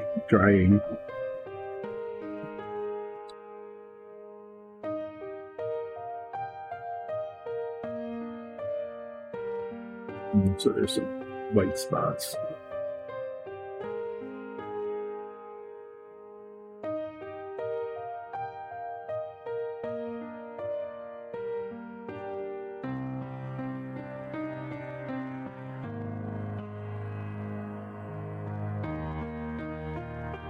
got a pretty decent clean right now.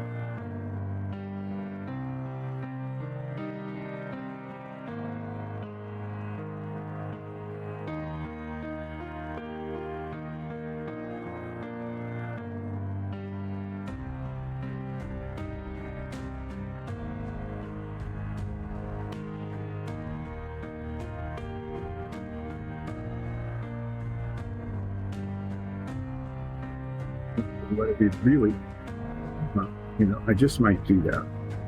We've got these pearlescent paints.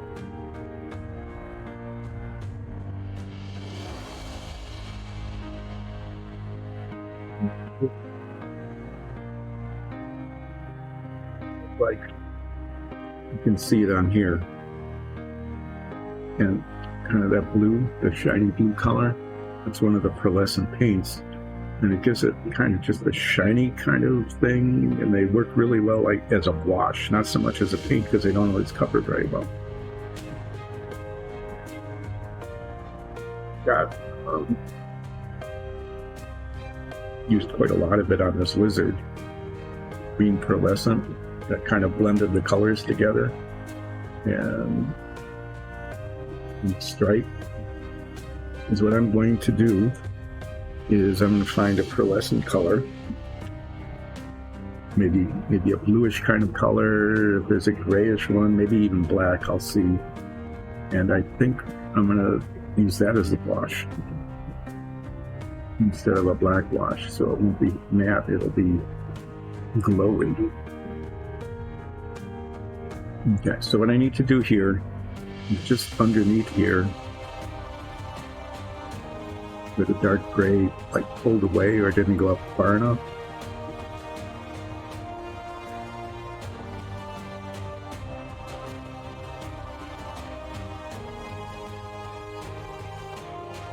Maybe let me try this. I can always paint back into it, but I'm thinking actually what I'm going to do is put the light gray there.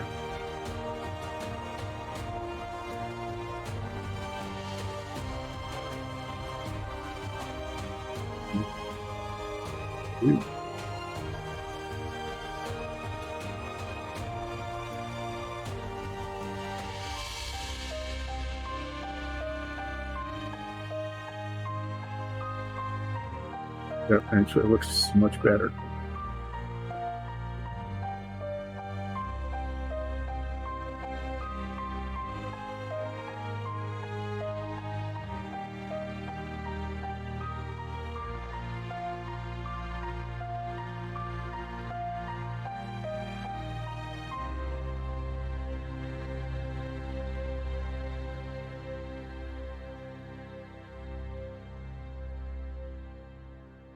Maybe on this side too.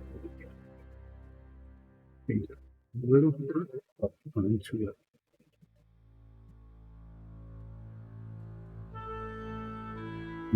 Yeah, I think I'm going to try the pearlescent on that. This guy might just be, that kind of person.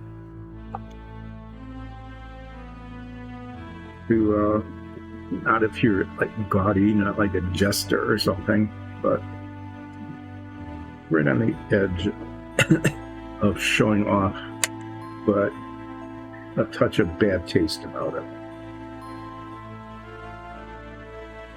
Okay, so what I need to do next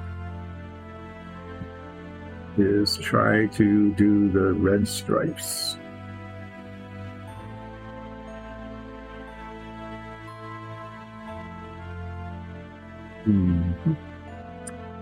Put it off if I want to try it.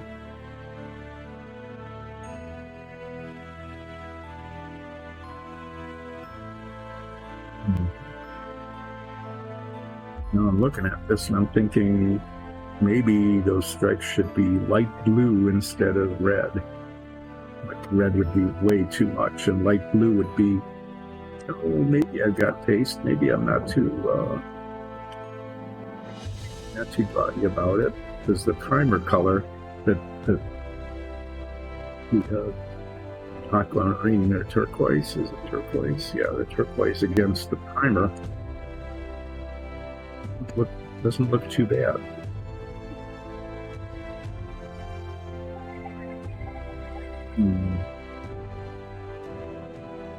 The other thing I could do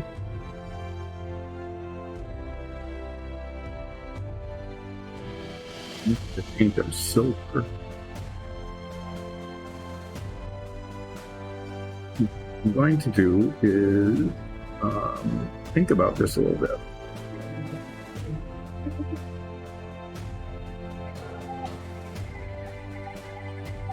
The light blue, maybe dark blue breeches.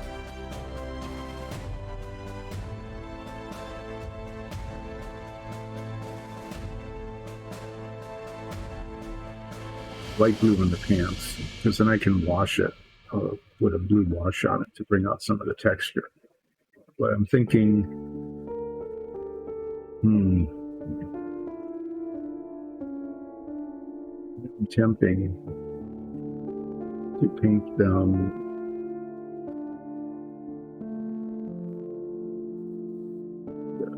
it's a silver color.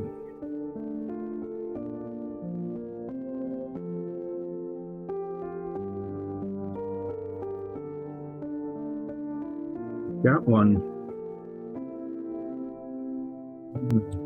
it's called dull aluminum. It has kind of a silvery color to it, but it isn't real glossy. I mean, it's not real metallic shiny.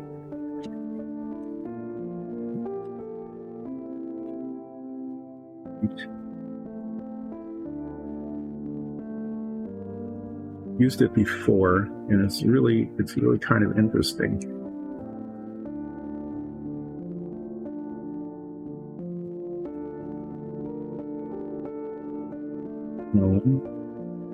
Dull aluminum. You have the color chart here, but I think I'm going to give this a try. I think that might be interesting. This paint flows really fast. I have to be careful with it. So I'm actually going to start after the break on these tiny little dots of it and see whether I can't pull this off. And then the breeches will be this light blue, which happens to be the skin color of this guy. Nice color, but we have a blue wash that doesn't show very much, but just enough to bring out the texture in the pants. So I am actually going to give this a go with dull aluminum when I get back from break. Well, this went really fast today.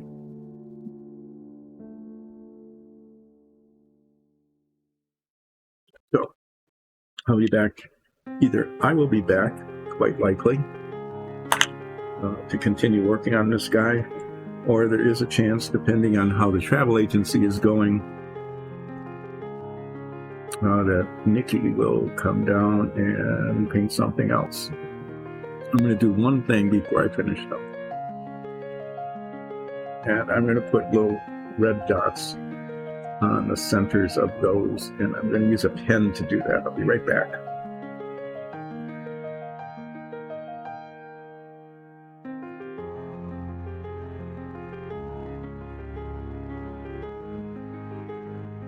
Well, there it is, way over there.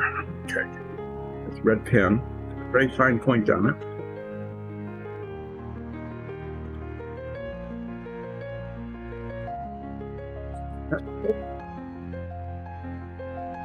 Little gray spot in the middle. Red.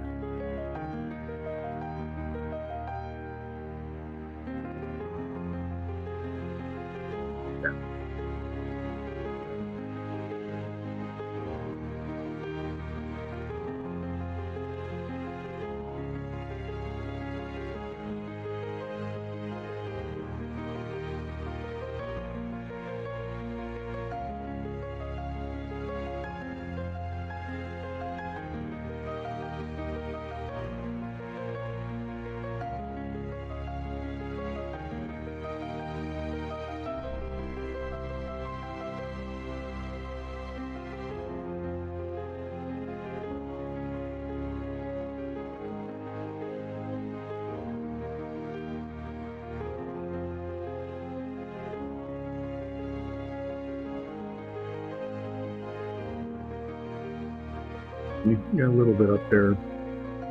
Maybe I'll try to fix that later.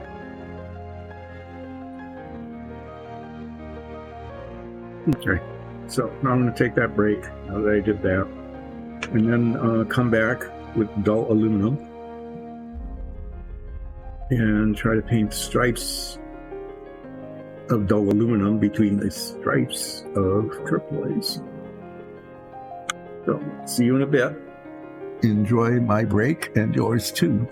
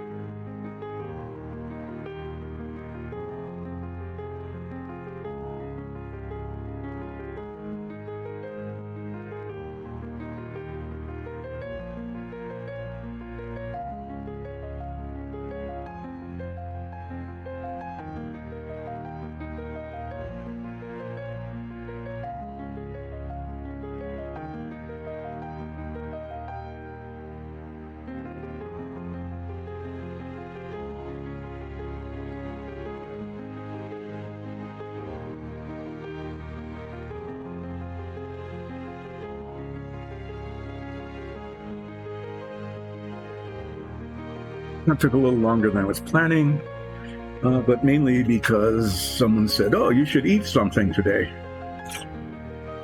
So I had some lunch, tomato soup, and last of Lexi's homemade pretzels. So if not a whole pretzel day, at least I'm having a pretzel afternoon. So picking up where I left off. It's always good to start where you left off, right? I'm going to be attempting the stripe painting here in between the turquoise with what is called dull aluminum, which is somewhat metallic but not very shiny paint. And I'm going to start with this one in the front just to see how it works.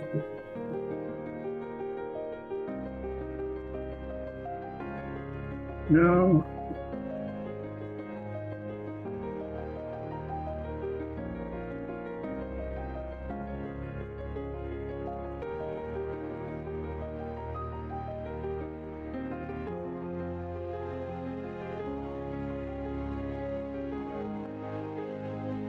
I can get it to work without making too much of a mess.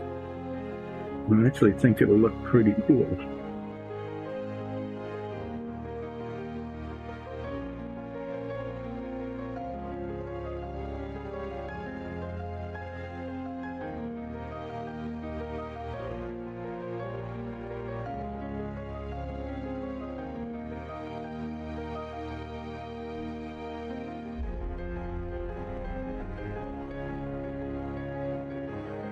Could do is it flows very freely as it went into that crack there that I was attempting to keep blue, but there's no dull aluminum. We'll just do it. We'll just do what it wants to do here, as long as the lines are clear and even. That's the most important thing.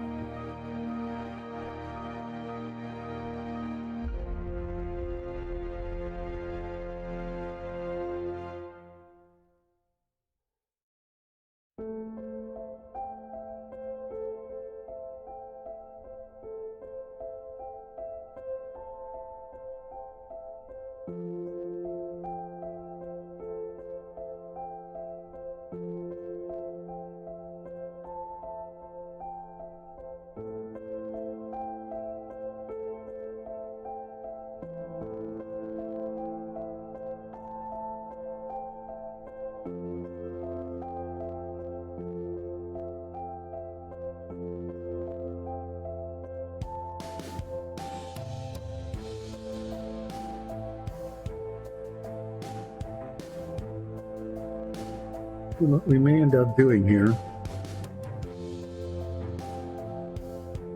various and sundry compromises will be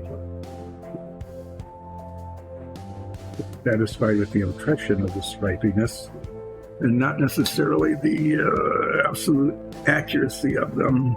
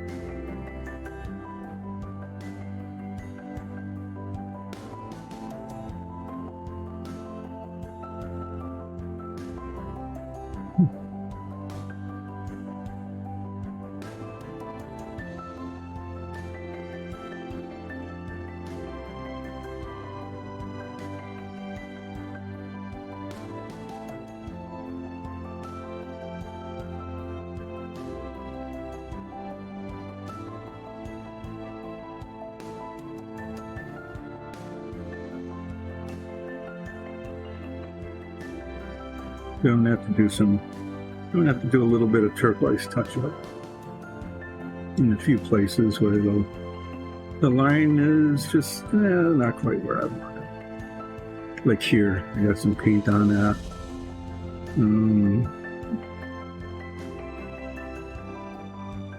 Here, that should be.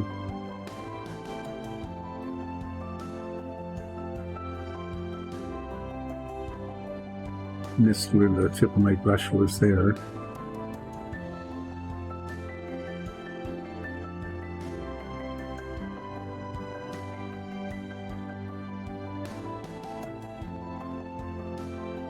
So as expected, there'll be some back and forth as we try to get the stripes to look as they should.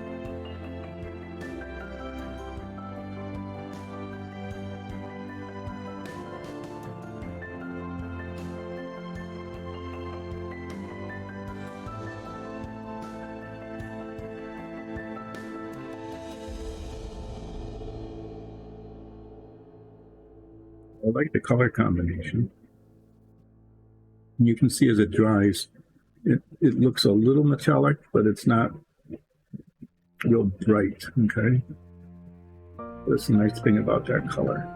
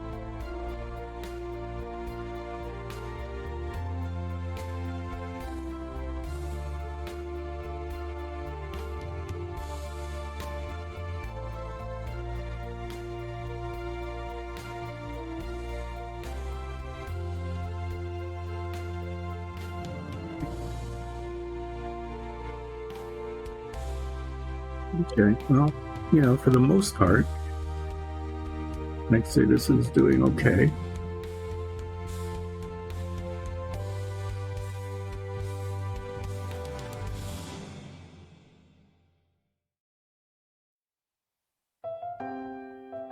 Unevenness here and there that I need to touch up with the blue, probably.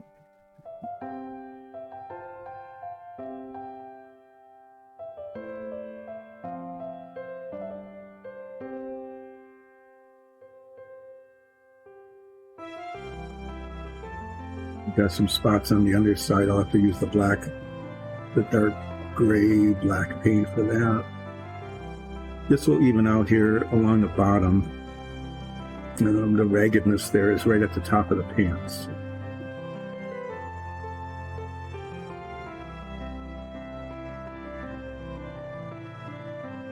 It's like about 90% successful.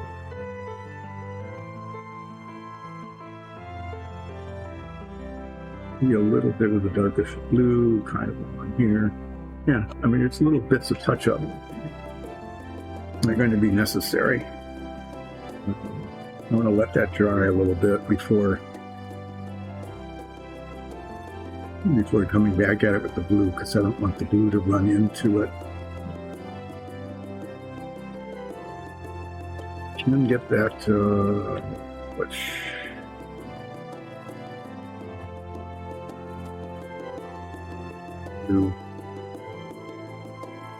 that one little spot on the top there. I think I can just put a tiny little dot of paint on that right there. It's a little bit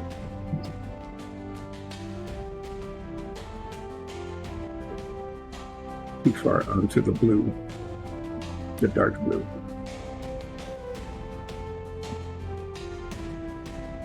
Hard part here is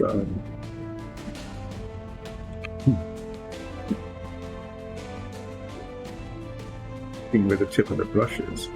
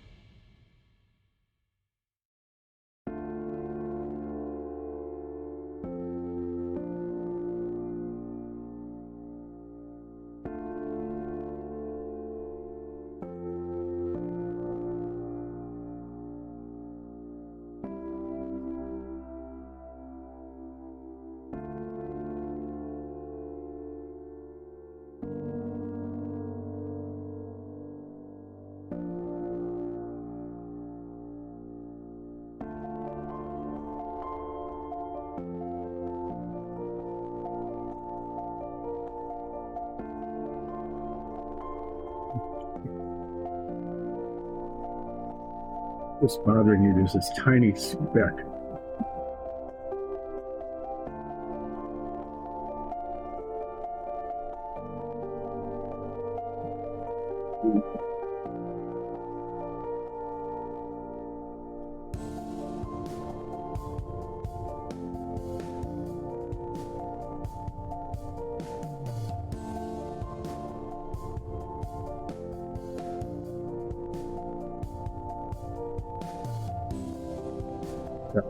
Turquoise.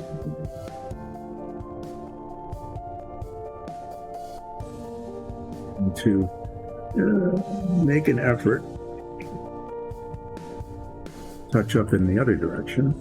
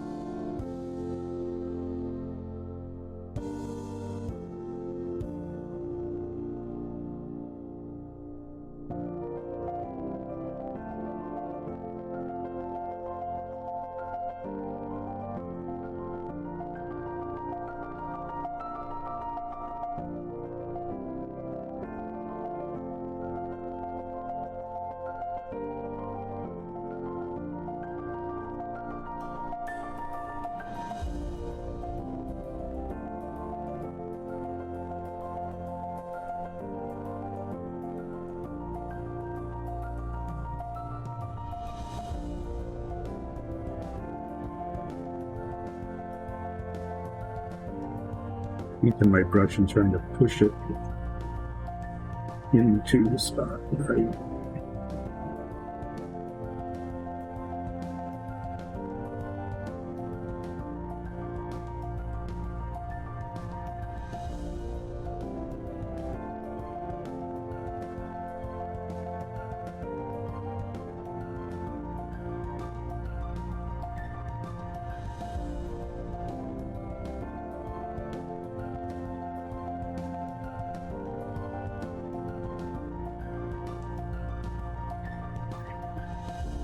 Lumpy textured surface there, so it doesn't go on real smoothly. That's done.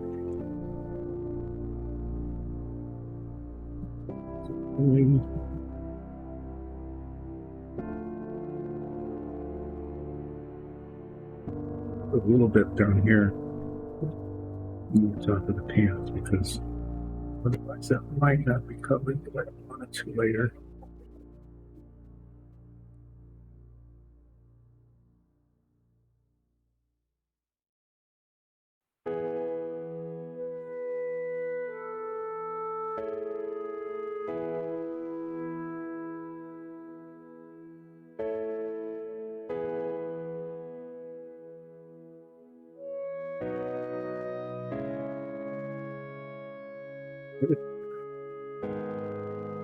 Did that not get covered when I painted it before?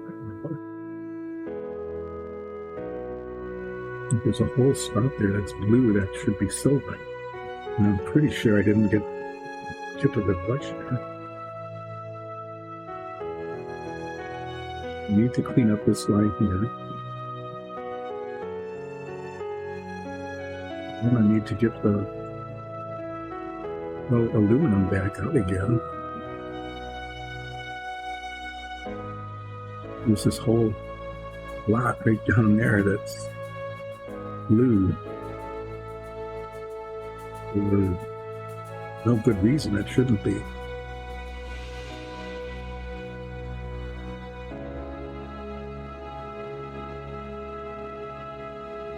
So much of it there that it looks like I just missed it when I was painting.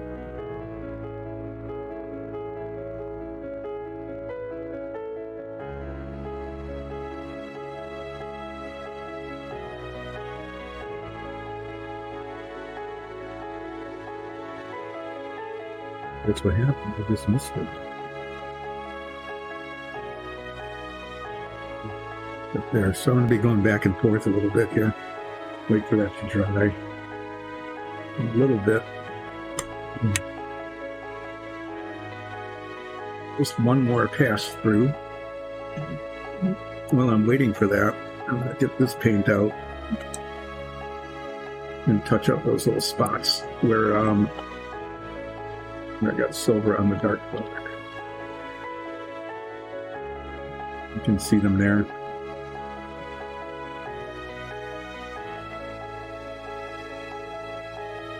Because of the reach of the brush, they just got bumped.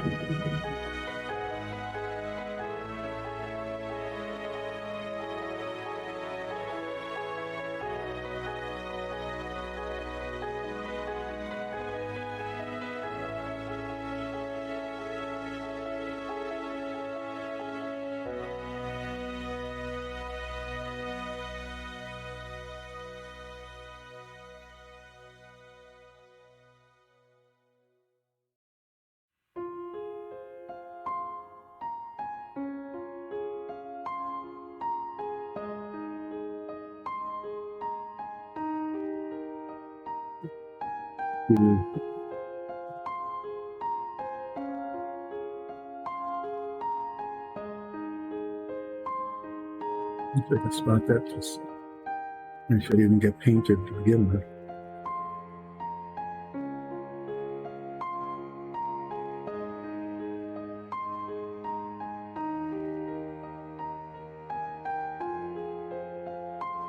I'd say these stripes are not coming out too badly. Really well.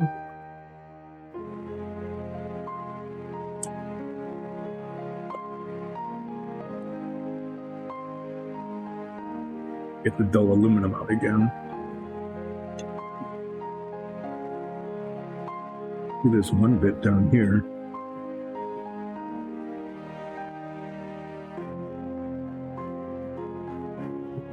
Like it never got painted to begin with.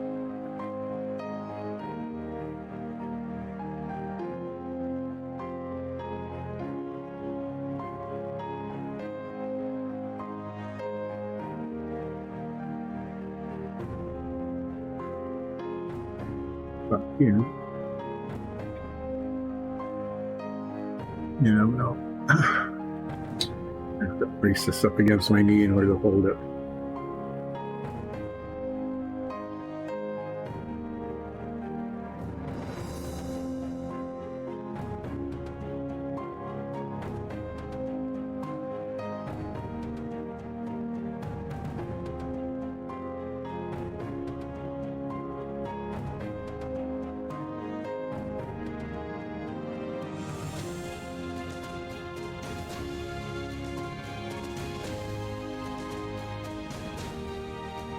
You can come back with the blue just a little bit there.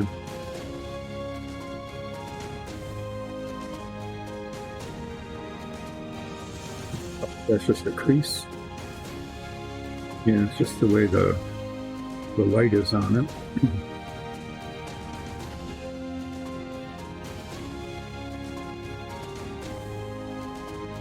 You have to wait just a couple of minutes.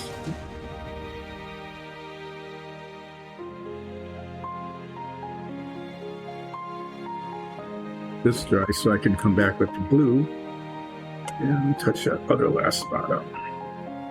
So while I'm waiting for that,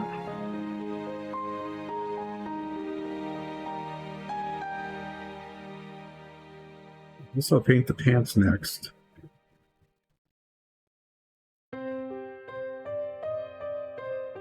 The only challenging part will be right along the top here. I get that demarcation line nice and clean, as much as I can, and I can actually use a larger brush on almost all of it down below. And that'll get a blue wash to show the texture later.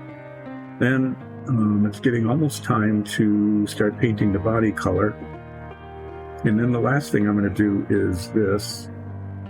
It looks like a stone point on the sphere, which of course doesn't work very well with the rest of the model.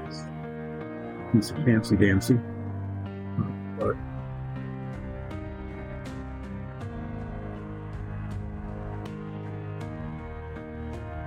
some wraps around it. I'll play around with this. It looks like it's a rough wooden stick with like leather bindings. That's probably how I would do it. I still have some turquoise paint here that hasn't quite dried up. I will use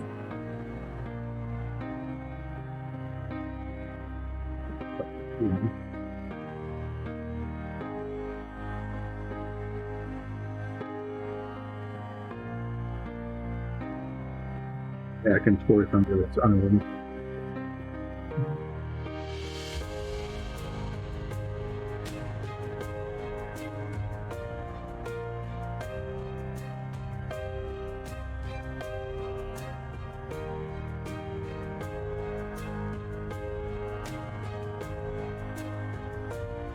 But it's shiny, so it's sometimes hard to tell.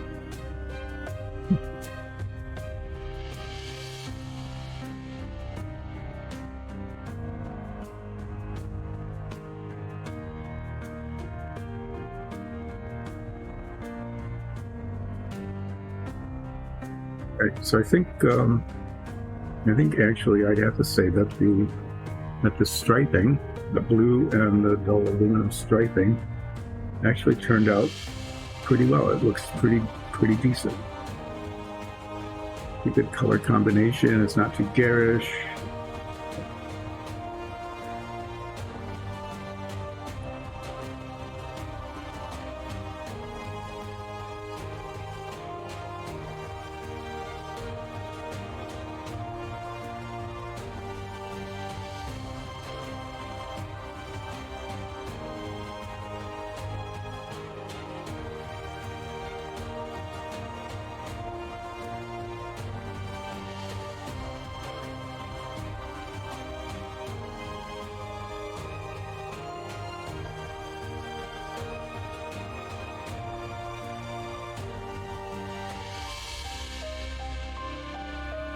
Getting really close to the point. I just need to leave it alone before I create an unforced error.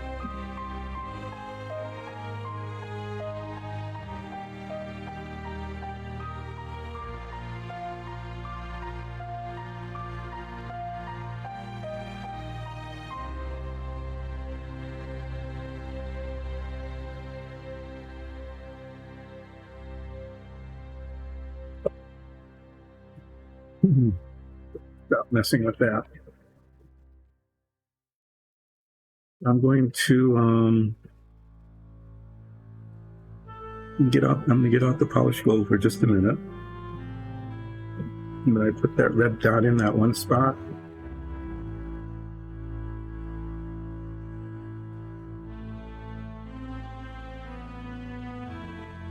A little not round.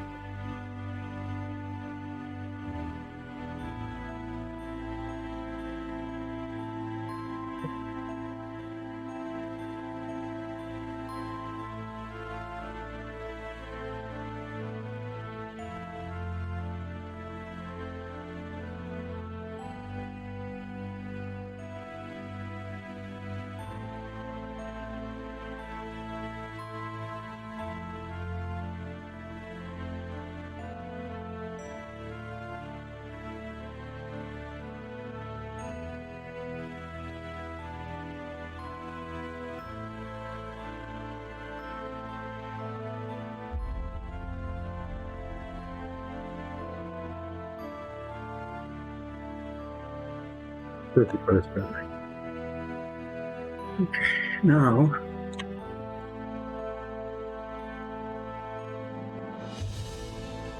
get out the light blue color for the pants. It'll be down here, and it'll look a lot better along here when this is painted. And clean up the edges there. So I'm going to use a small brush just to paint along the edges here, and then get a larger brush out and down where the body color is going to be. And I talked about using brown for the body color. I haven't painted any of the body color yet, so this will give me an opportunity to second and third guess that. Like to do.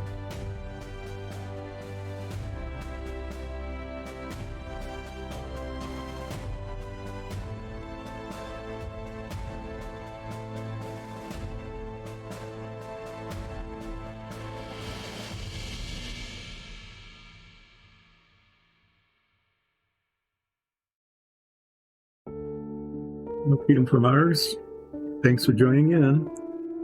I'm glad somebody's paying attention in chat because I was too busy painting little stripes on a lizard guy here.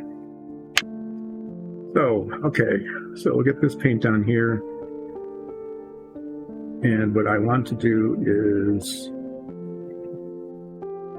very carefully paint up to the top of the britches and even that out on the top without really going over into it. But technically, what I should be doing is painting up over the edge. That's how the print is made, but really most interested in is just a nice even line along here. I'm going to use the side of the brush and just push paint up to it.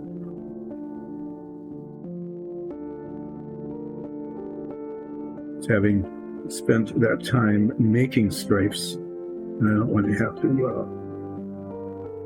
go back over them again.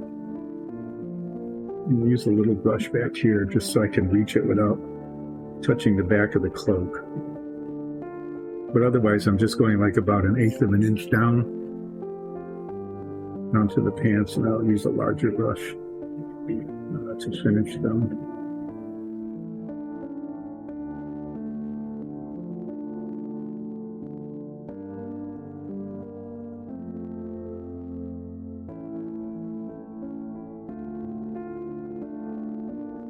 But, you know, as it makes those stripes on top.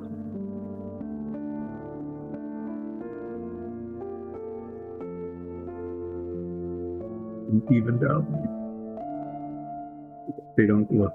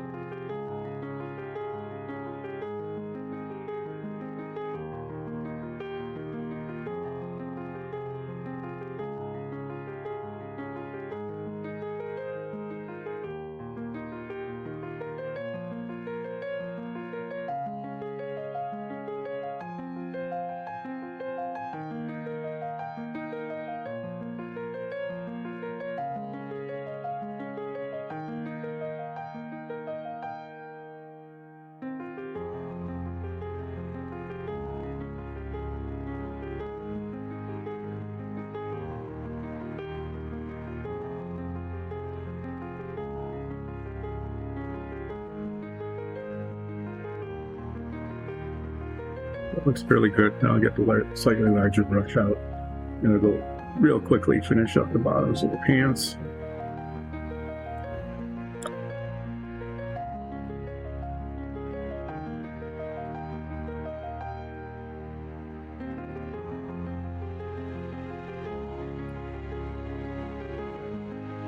Glad you're enjoying this. Yeah, I kind of babble to myself while I'm doing this, because who knows, I can't hear anything that anybody is typing in chat, and my eyesight is I can either focus close or focus far.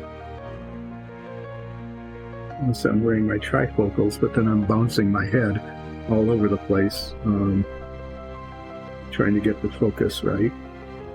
And that's going to be a little challenge, getting underneath there.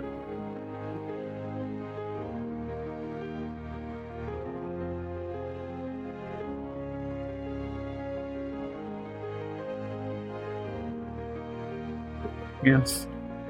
These pants look pretty monochromatic because they are, but I'm going to give them a wash, and that'll bring out the texture and change the color a little bit. This is basically just a base coat on there, and then underneath here, pretty much just trying to see where the pants end and the tail starts.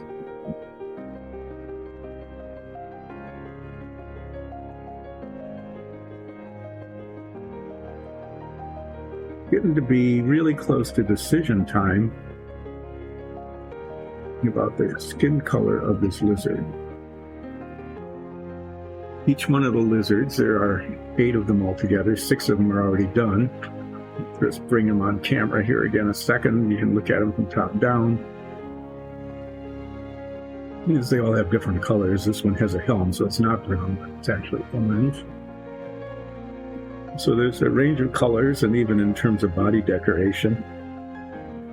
I'm trying to get each one different. Because why not? Lizards all sorts of different colors. So I'm trying to decide what to do as the body color for this guy. And I am thinking kind of a reddish brown color. And you put an umber wash on it, and it textures it pretty well. Because otherwise it just looks pretty flat. So what I'm going to do is a test I'm going to paint the tail. Okay, I'm going to paint the tail the color that I'm planning for the body color. And we'll just see how that works. Fairly easy thing to reach and paint. It's enough surface area so you get a good sense of how it will end up looking.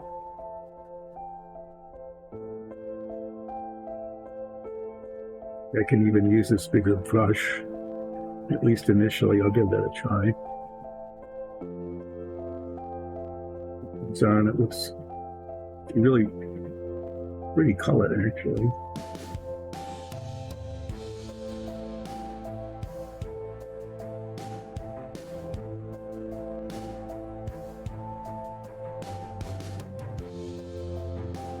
Figured, the body color is kind of dark. I knew it would be. Which is why I was trying to make the clothes a little on the lighter side. Anyway, we'll see how this looks. And if it doesn't look very good, at least this part is pretty easy to repaint.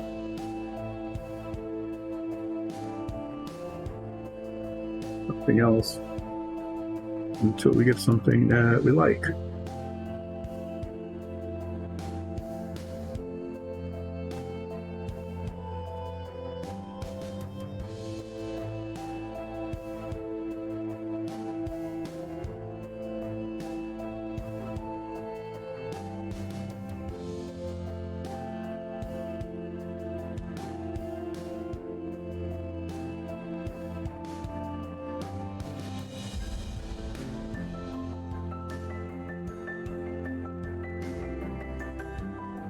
It's hard to tell if a spot's a spot or if it's just right from the paint yet.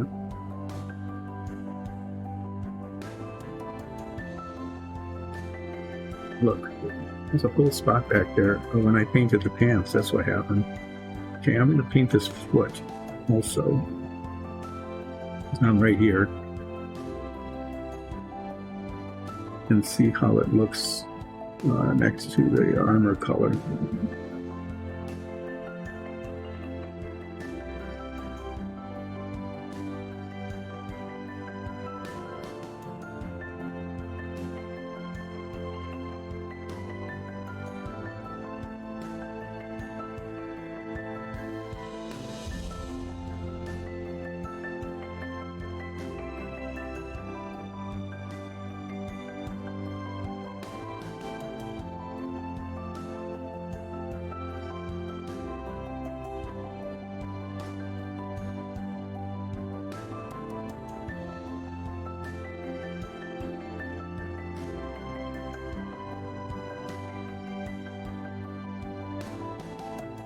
Goes down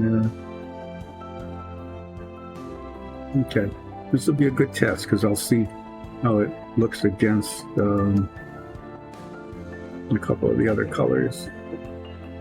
I'm not too worried about it being too dark, I don't think.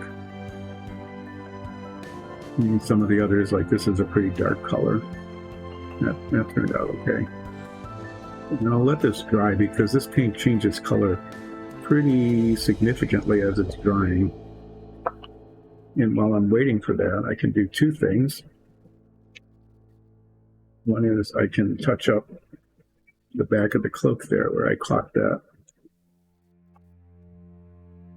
I was painting the pants.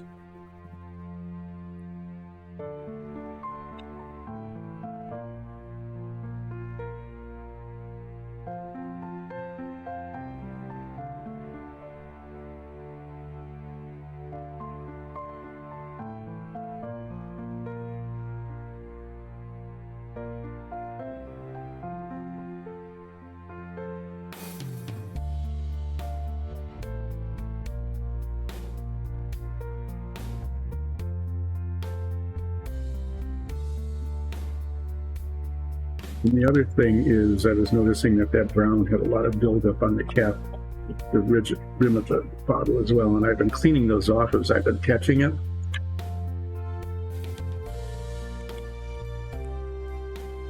I think I'll do that. Well, that's drying just a second. But there's buildup of paint around the rim of the bottle, and that keeps it from sealing very well. And then the paint dries out in the bottle and wasting it. We bought these larger bottles of the paint. When mostly what we were painting were dungeon tiles, and we would just go through like a half a bottle of this paint in one dungeon. Made sense economically to buy the larger quantities, but now that we've been painting a lot of minifigs instead, it does have a tendency to kind of dry out on you.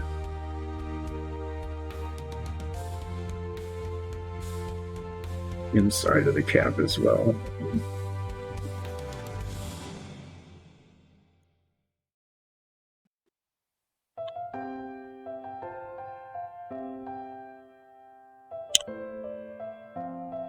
Okay, so we're going to take a look at this. Now that it's dried, you get some idea of what the body color looks like, and I think that's acceptable. So I'm going to continue working with this color. There's lots of little fiddly bits here.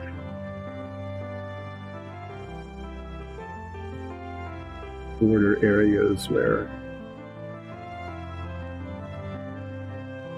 you get this color up to it, behind the knee, that kind of thing. So I'm going to use this little brush. It just gives a little better control over the line.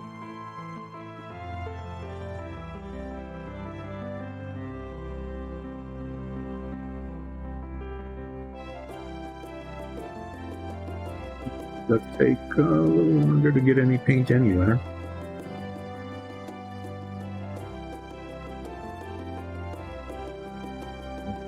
I like to use it on a bottle cap so I don't waste paint, but as I've said over and over, it starts to dry out very quickly because of all the surface area, and then it just gets gummy and you can't use it. So I'll use it as long as I can and then switch to the bottle.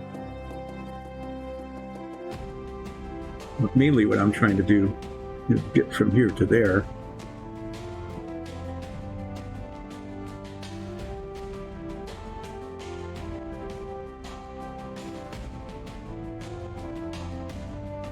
With a shin armor strap.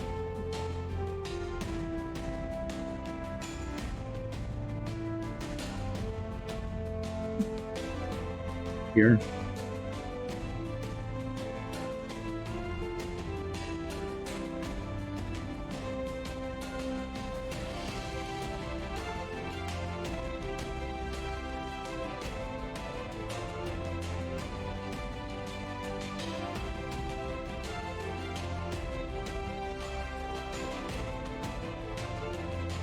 We have weird cows.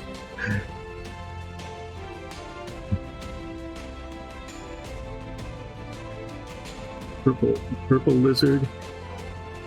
Purple with, okay, well, that tells us what this last one is going to be.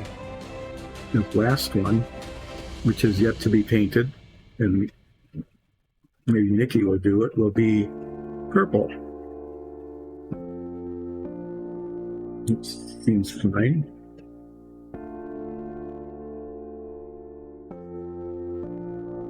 Should have thought of that instead of this color, which is, you know, okay, but not very exciting.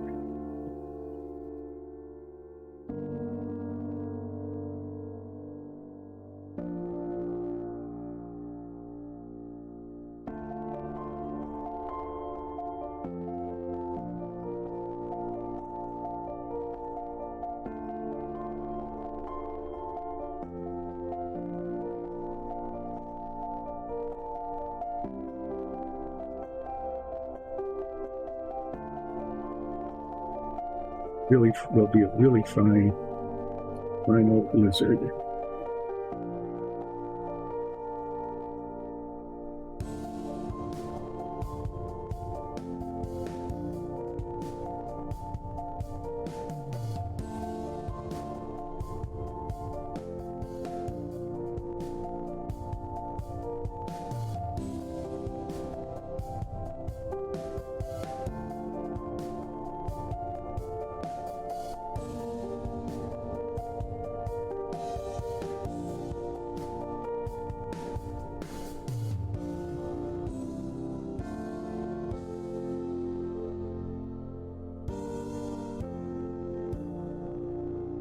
Leg.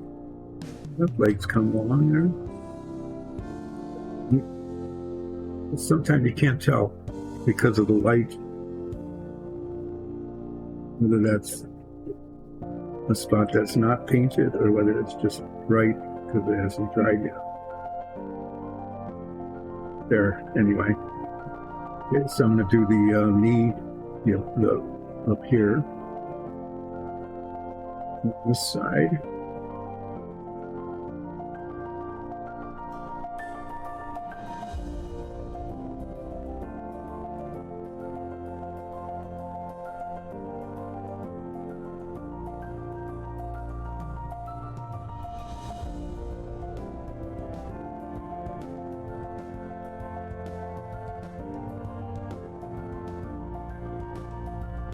Interesting that these models almost inevitably one side goes really well and then the other side doesn't, even though there's really not much difference between them. So we'll see if we can do a two-sided going okay today.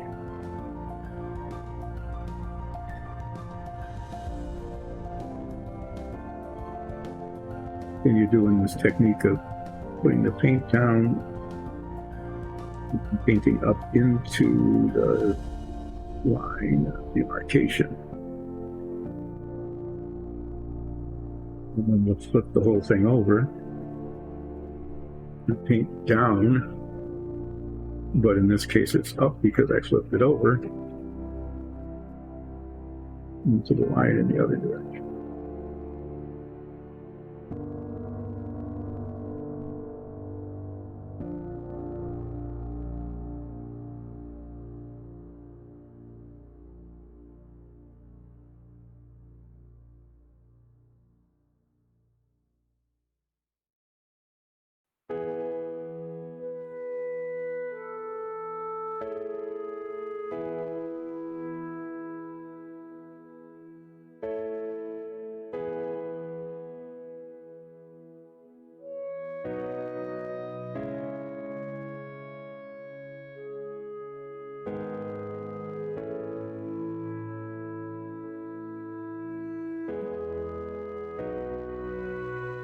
Okay.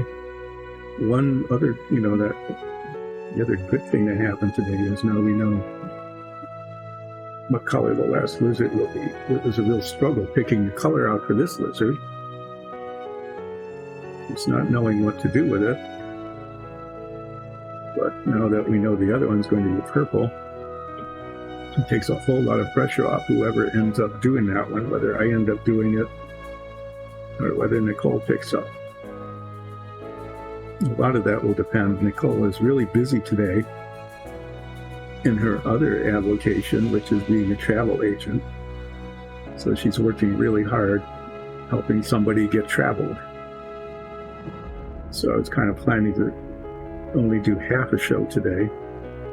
But then I got started on this guy and it's going to okay, so we'll just finish it up. So if you ever need to travel somewhere, short vacation, a luxury cruise, around the world trip or so, you can check in with Nicole. Otherwise, what you can do is join us in this painting show every Monday, Wednesday, and Friday, with a few exceptions, which would be announced on social media, depending on whether there is a vacation, which was coming up in a week or so. We'll be off for a week in August. We'll take a trip. Otherwise, it's Monday, Wednesdays, and Fridays from 10 until 2 Eastern Time. And usually Nicole or I are doing the painting. Sometimes our dungeon mistress, Alexis, will paint a figure. That might be coming up soon. You never know.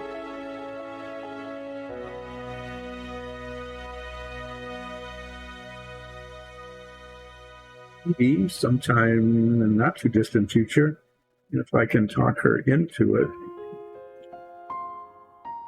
Nicole and I might do a dungeon.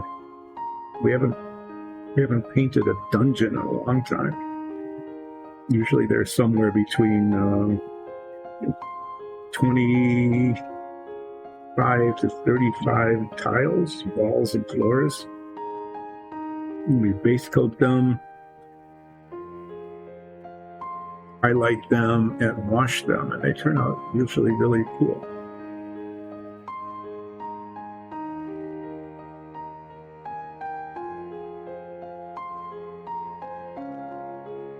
Painting the upper arm here.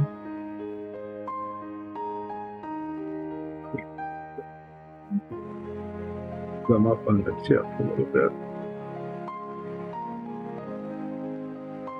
Paint on the tip that doesn't brush off, and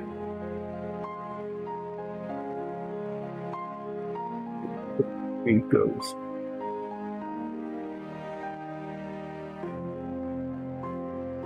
Doing the left upper arm to the armor on top, down to the armor on the bottom, trying to get around in the back here, underneath the cloak.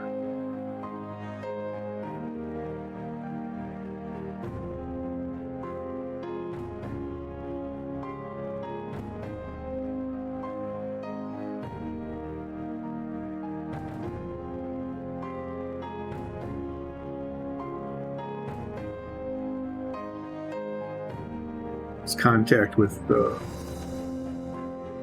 being on screen because I'm flopping the thing around trying to reach spots, so I apologize if the model goes off camera occasionally.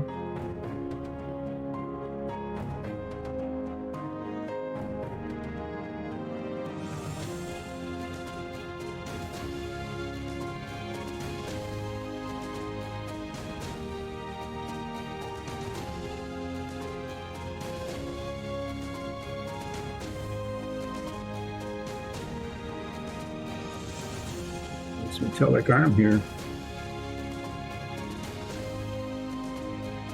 Arm, because I painted the silver way beyond the edge of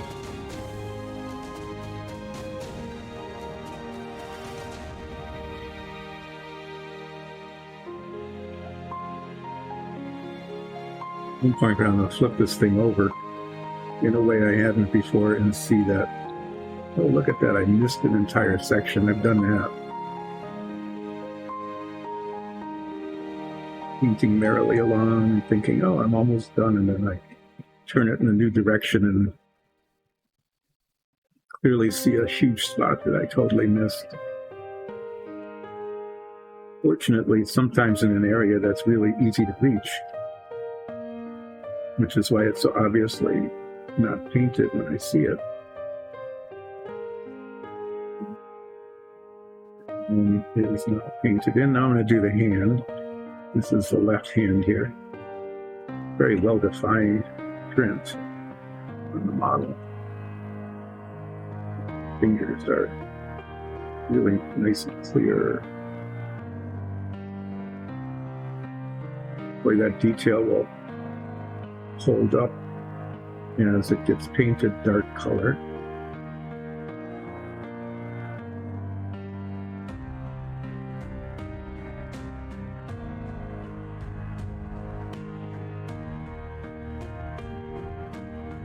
But not over the edge of the armor there. Need a shiny wrist. I also don't need to paint over the armor.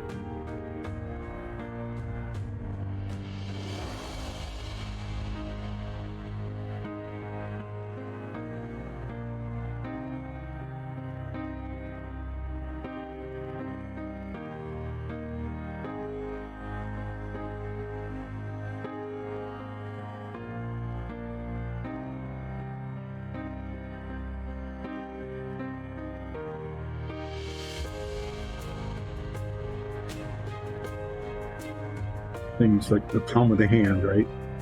Can't really see it, can't really get to it. Nicely painted, so we'll flip this over. Try to get the brush to the fingers from the bottom.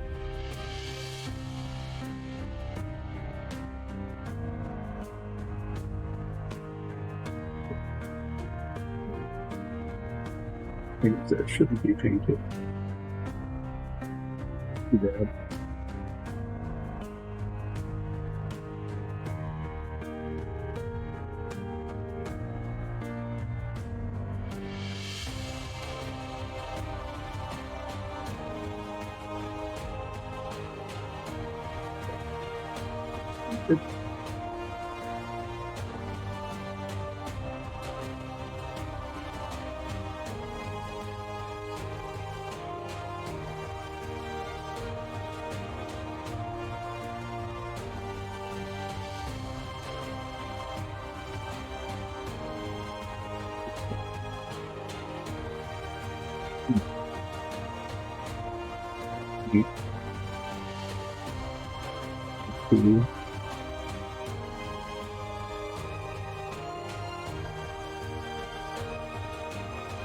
This is one of the colors that when it dries, it tends to shrink quite a bit. Sometimes it uncovers dots. Paint pulls away from itself.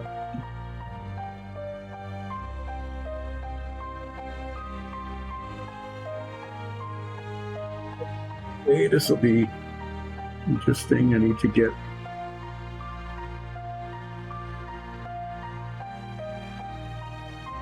each here.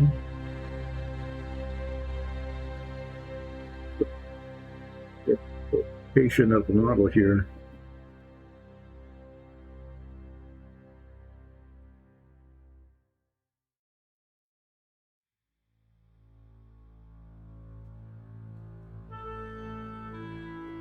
Needs some. Too worried about the shaft of the spear. I haven't even started on the spear yet, so that's not a problem. So if I get paint on that, an issue.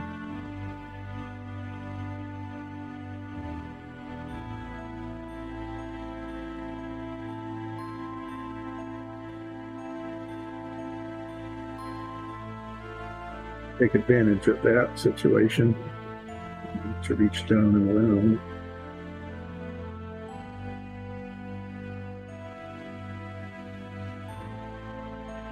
Here.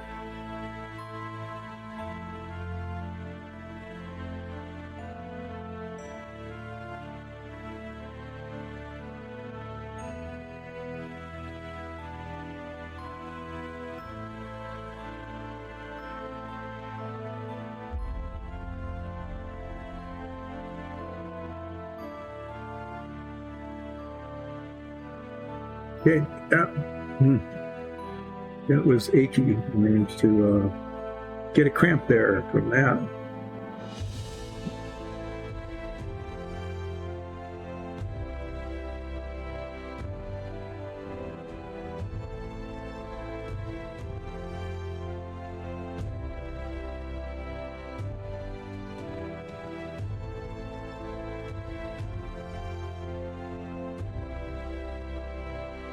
Save that for the end. That's the easy part. Back, you can actually see it. You can see it from where you're painting it. Get the underarm here, though.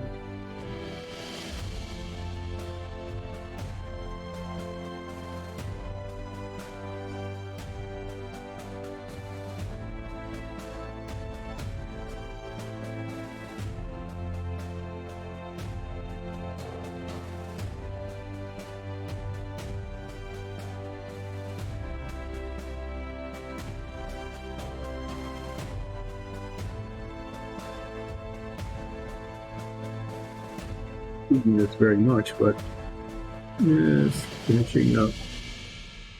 The arm reach the striped tunic.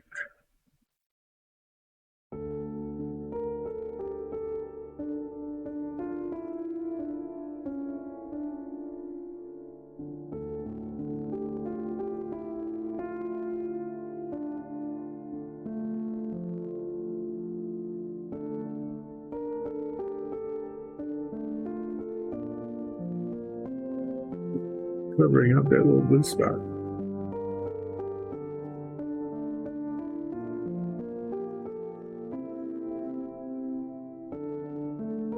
Back of the arm should be relatively straightforward because I can actually see it.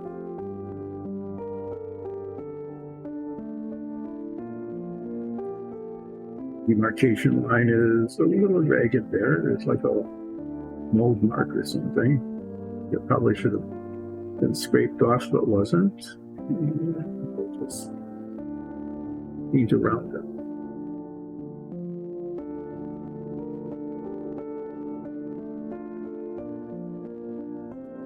Under the arm and up to the armor here, and then we'll paint the hand.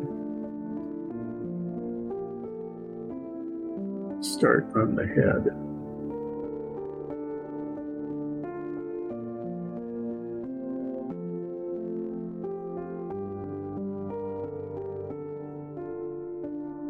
Brown color is not too bad.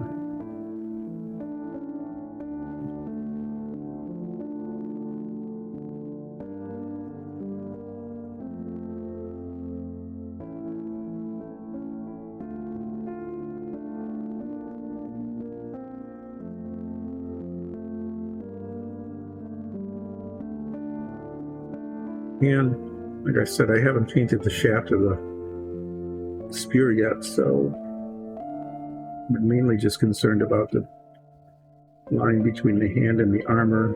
And I'm just going to spread paint around all over where the hand meets the shaft here.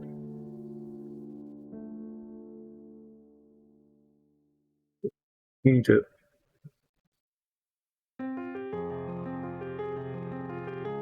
Well covered. Shaft is wood, and the color we often use for wood is the same color I'm using for the body of the lizard. So I might do something different. I might, instead of just having it be raw wood, is I might say it's been painted. So I might do it red or even yellow or something like that. Yellow with an umber wash, some leather bindings.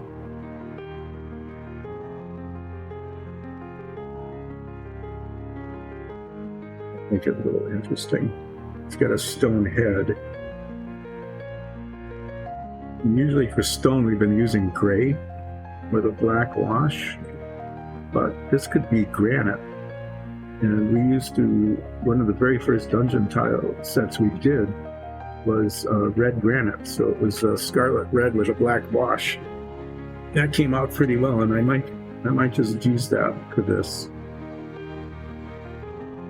This I might paint the shaft yellow with an umber wash. And then these are leather straps. I'll just do that leather. Got a calves hoof or something there. That would be interesting. I'll just paint that kind of dark gray. Need to paint the face and the neck and so on. So to paint down to the collar here. And this is one of those things where I'm going to get all the edges and then use a larger brush to finish it off.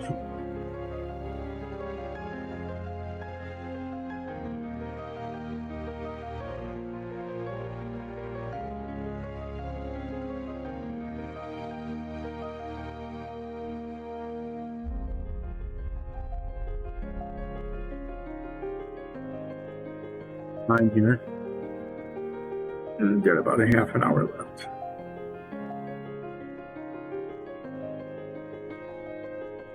We won't go late if I don't finish it today.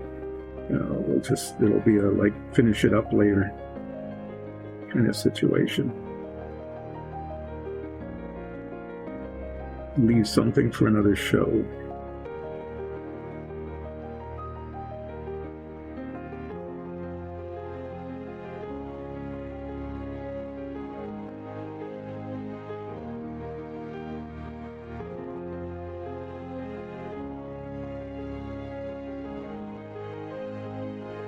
It's been going kind of slow. It's just been a lot of little fiddly borderline areas and little areas of paint, like the arms, parts of the arms and stuff that show between the pieces of armor.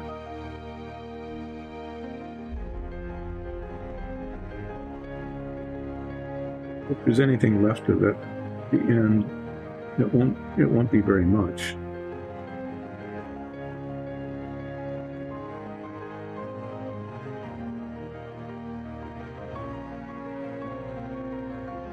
Worried about the horns, because those will be some of the last things I paint.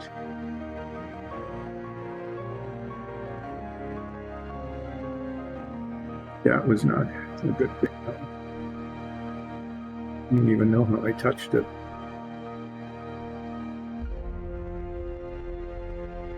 So I'll have to touch that up before I forget it.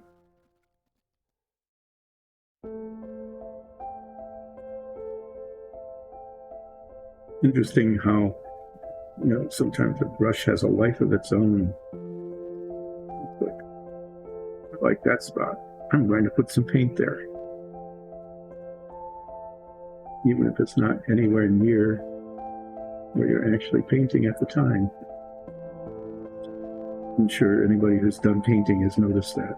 Or you're very carefully touching paint to various surfaces, but as you bring your brush up, you bang it against something, essentially, and make a huge spot. Really visible area. And it's so visible you don't even, I mean, sometimes those are the ones you don't notice until right near the end, and you're saying, oh, this model is finished. Except for this big blue spot, middle of a chrome area.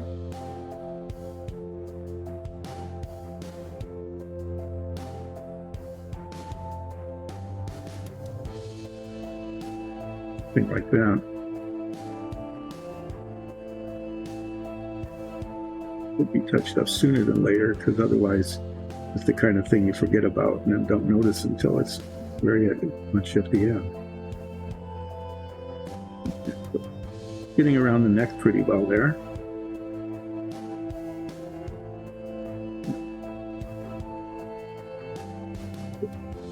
Face here. Face and the fangs, and when that's done, we'll get out the little larger brush and finish the painting of the head.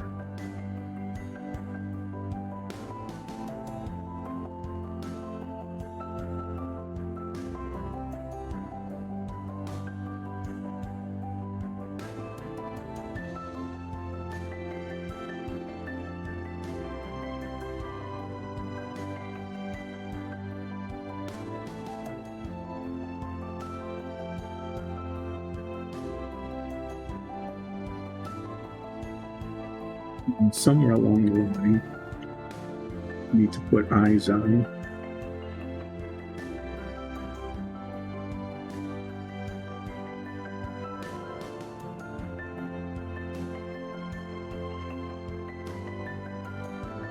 That would pretty much finish the head. So we have two eye options. I've used both. Yeah, their own individual lizard-like charm.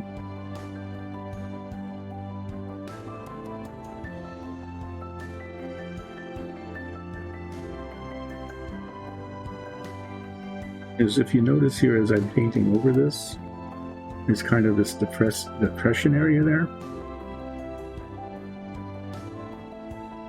And just to paint that in, show it to you quickly, like I did here in this guy. Is to paint that in, and then to put like a vertical pupil in. The other eye option, get it on this guy too. Another eye option is a little beady eye. You can see it there, right near the front of that depression. So I'm not sure which one we actually use on this one.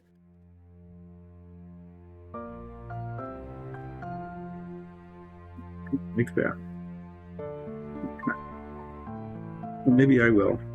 Maybe I'll do that on this one. Let me get this first. Get under the chin here. Need it. Bangs.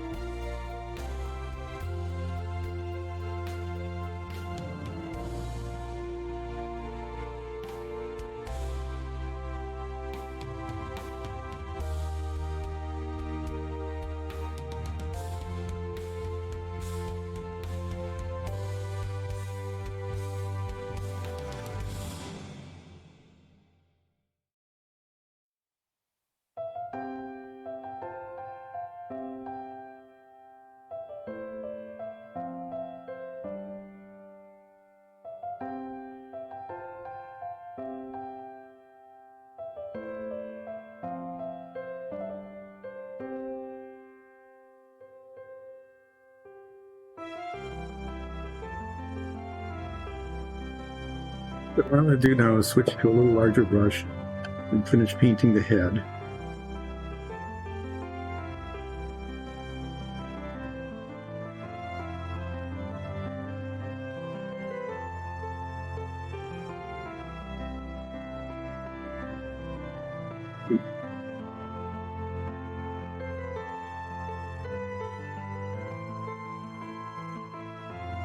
Base of the paint in the eye socket. That will leave me the option of either doing a little beady eye, or I can fill that in a little later and paint back around it.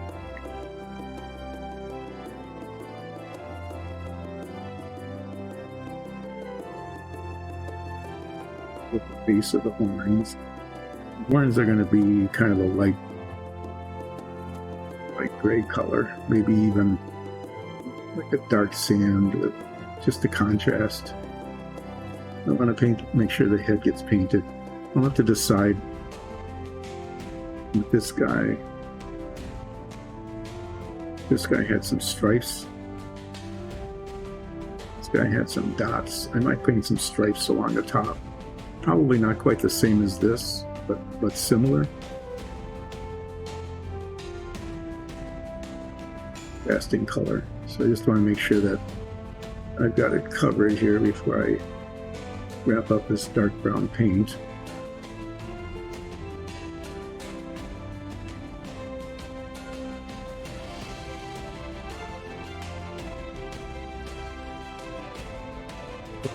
Bad.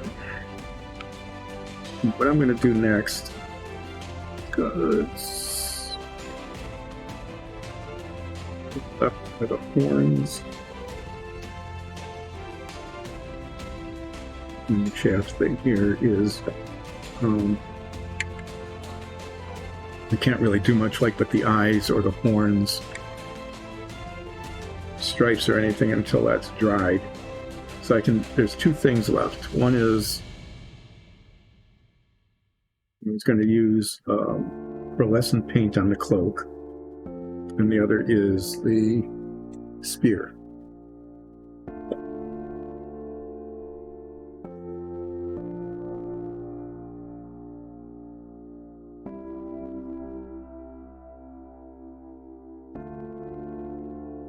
Going on here.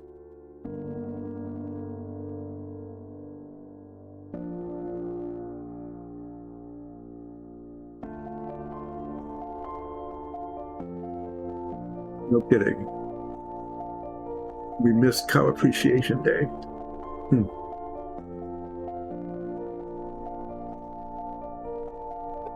Well, I have to say that if that's the only holiday you observe, you didn't observe it if you missed it.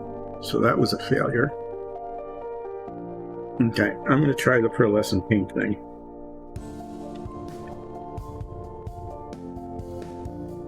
Is this the one that was dead? Yes, this is dead. It's even how it's confusing.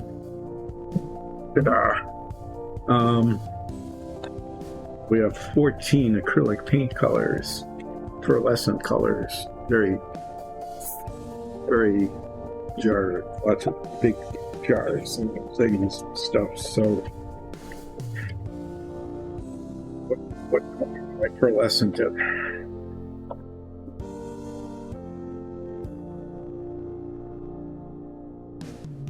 Put a black pearlescent on it. Maybe, is there a dark blue in here? Pearl navy. Let me just grab that.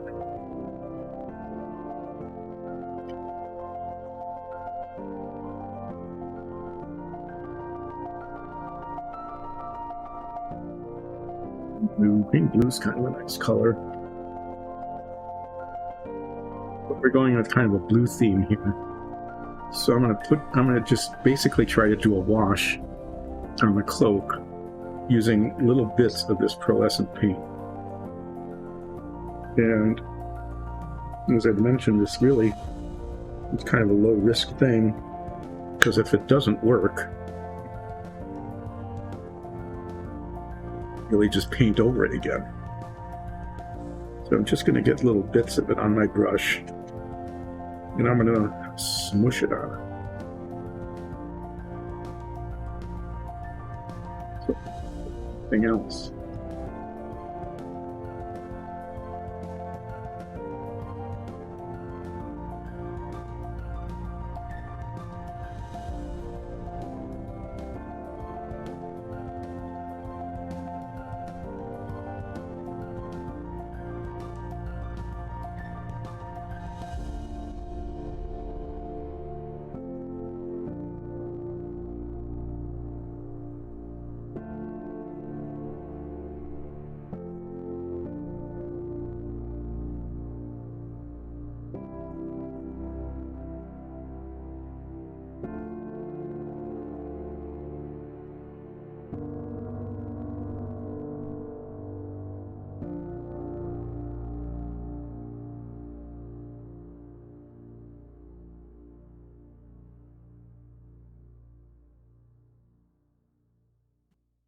Say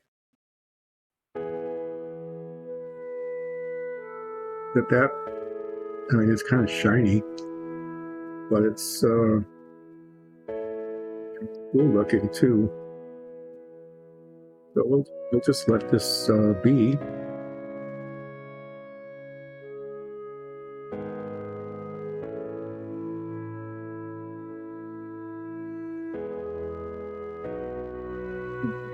We'll get the critics to take a look at it and decide whether it needs to be painted over or not. But again, this is, it's just the back of the cloak, so it was really easy to do.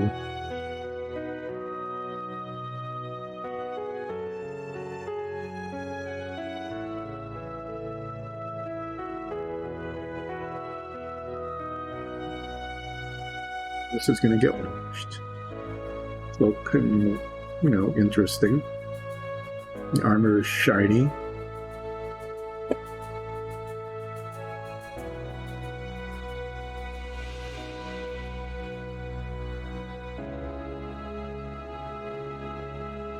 Do next. Isn't quite dry enough to paint the insides of the eyes. So I can either, I'm going to start painting this. I'm going to do the scarlet red bit, the red granite tip on the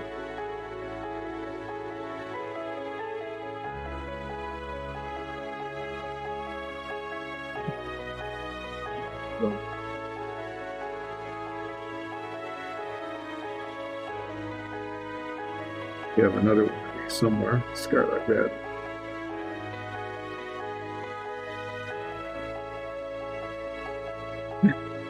Okay, well now I just wasted a huge amount of it because that didn't come out, and then it did. So this is going to be a red granite spear point. Not blood, it will be black washed and it will look like stone.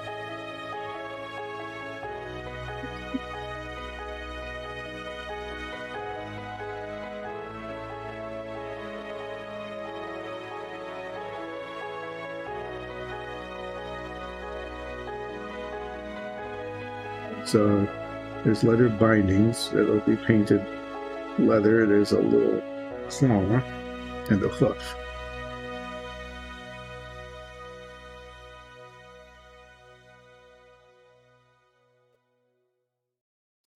Next is the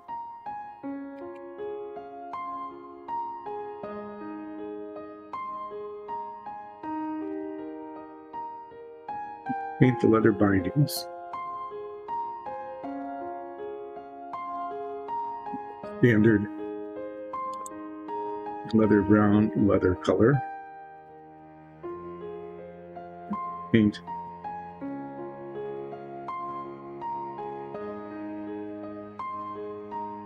the claw.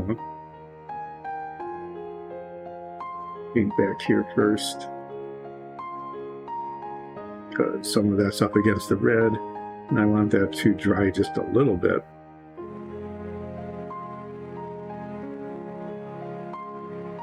Paint up against it.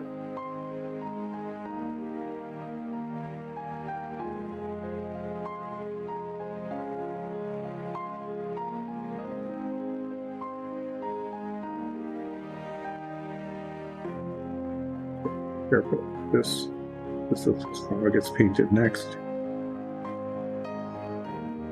Shaft of the here. There's some here.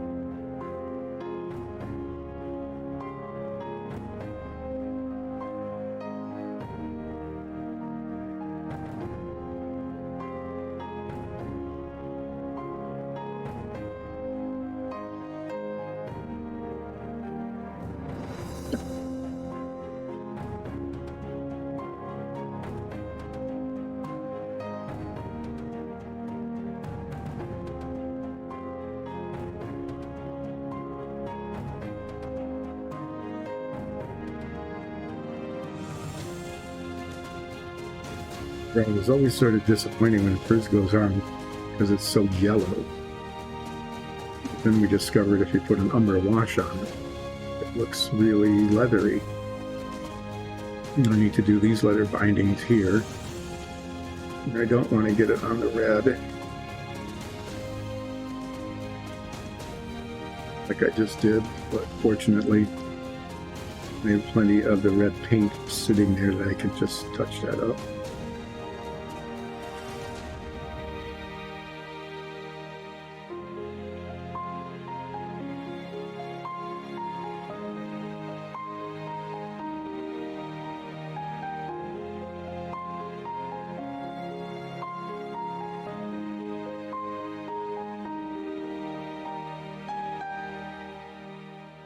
Because painting this, I'm seeing that there are spots in the red that didn't get covered.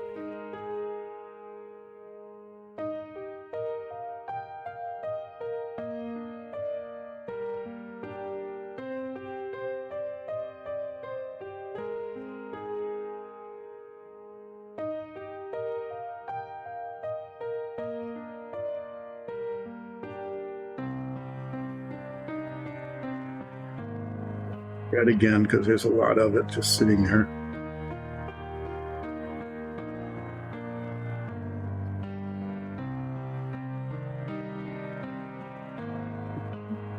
Something, there were spots that were showing unpainted.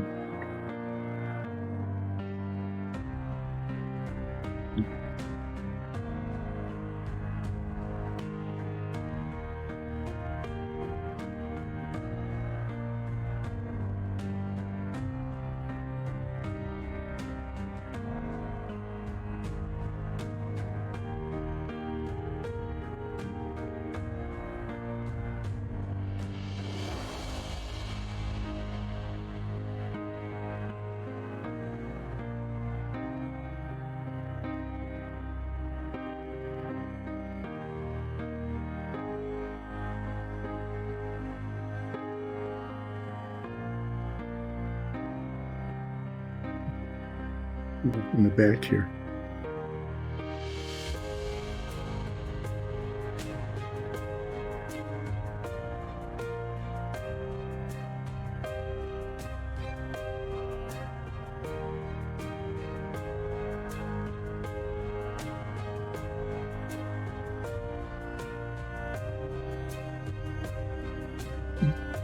The bindings aren't painted either.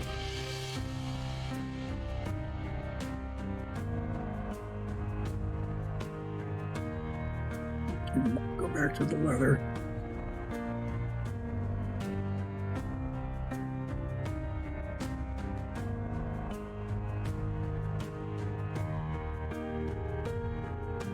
And I have to hold it at a weird angle, but then you can see that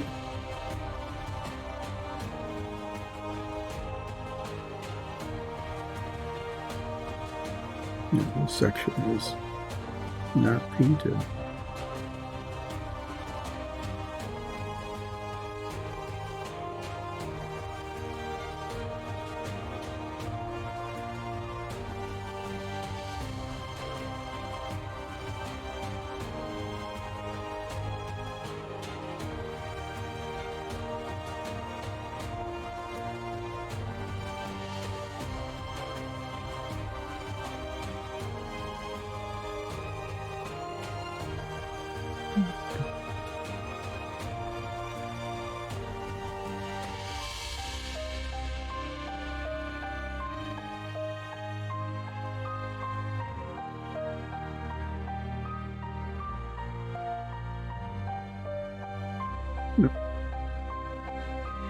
There's still like a minute left or so before I wrap up.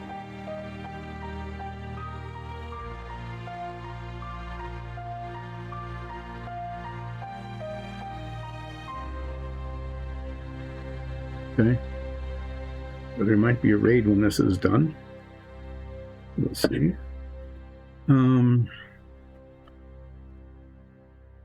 Need to decide.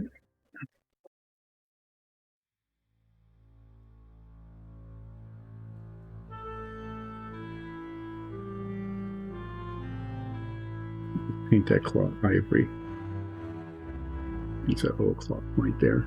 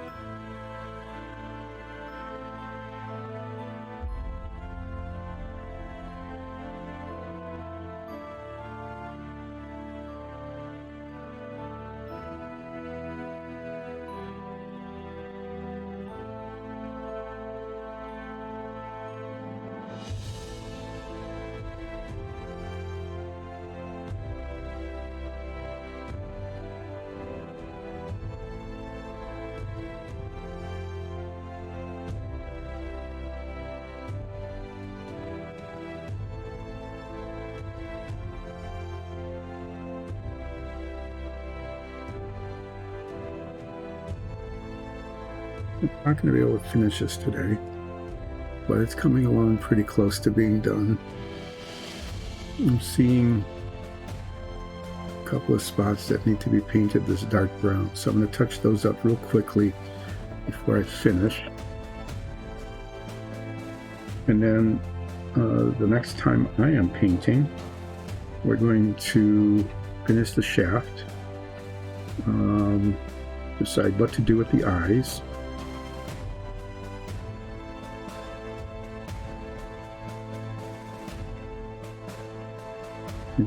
There's some spots here, like on the hands, that just didn't get covered when it was painted the first time.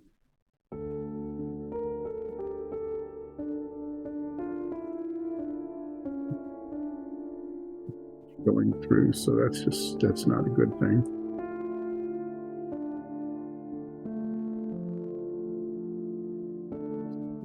Between the fingers there. And I think on this one too, there's a couple of spots. And then right here in the front, underneath that fang, there's a spot that needs to be touched.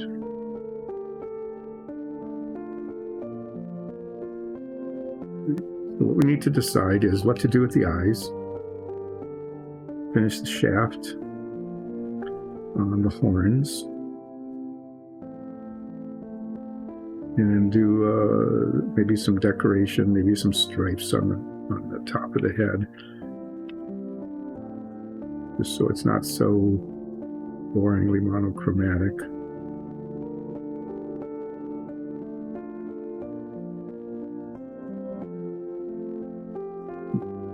Little bits of detail work. It won't be too much to finish this, so I'll have to decide what to do next. Maybe the purple one, since we know that the last lizard is going to be purple. Oh yeah, one more thing before I finish. I almost forgot that, where was it? There.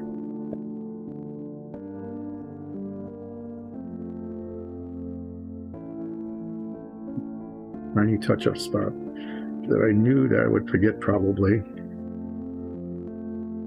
I think I used duraluminum, didn't I?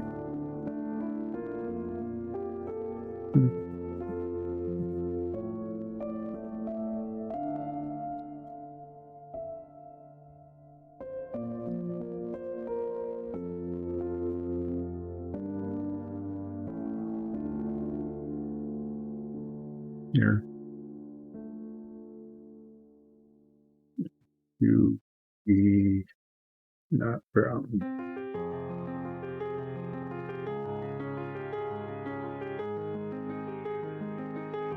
So yeah, right now there is too much to do. There's like a half hour or so left, which is, too long to finish yet today. So it's just that little awkward thing where there's just enough left to do that it would just be too long for the show that we're in right now. So we'll just have to show everybody where it is standing and what will be happening next.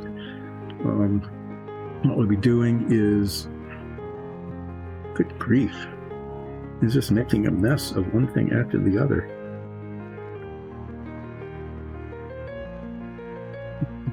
Yeah, I managed to get it there.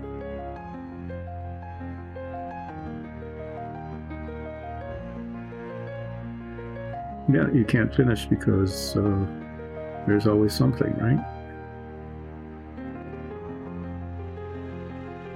So what we're going to do with this to finish it up is going to be, there's going to be a blue wash on the pants. It won't change the color very much. It'll darken it a little bit, and it will highlight the texturing, of which there is a fair amount. Okay, we're going to paint the horns. Probably, I don't know, this color here, this deck tan there. Finish the shaft. I'm going to paint this yellow. Need to paint a little hoof at the end.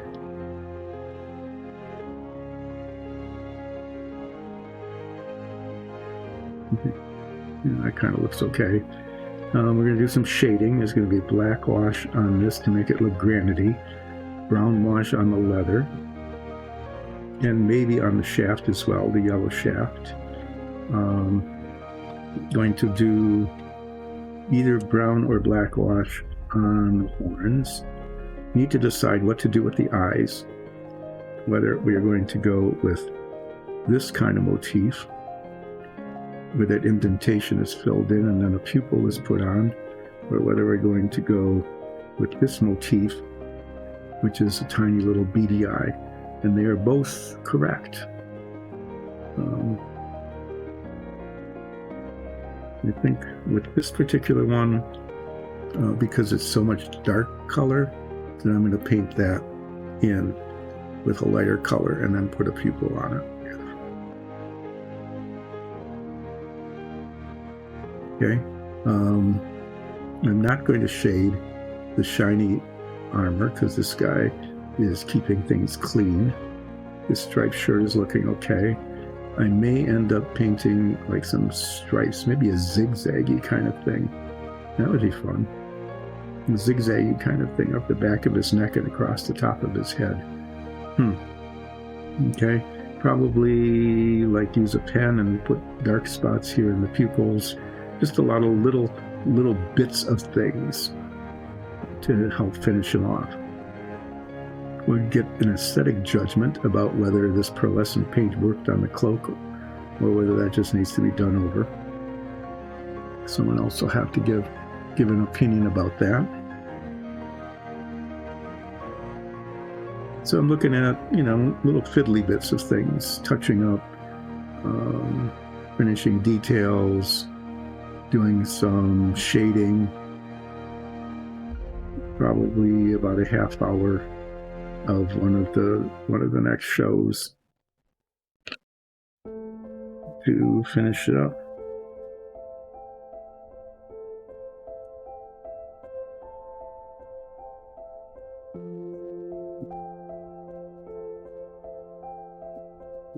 Up here, that didn't get the pearlescent done. That probably should have.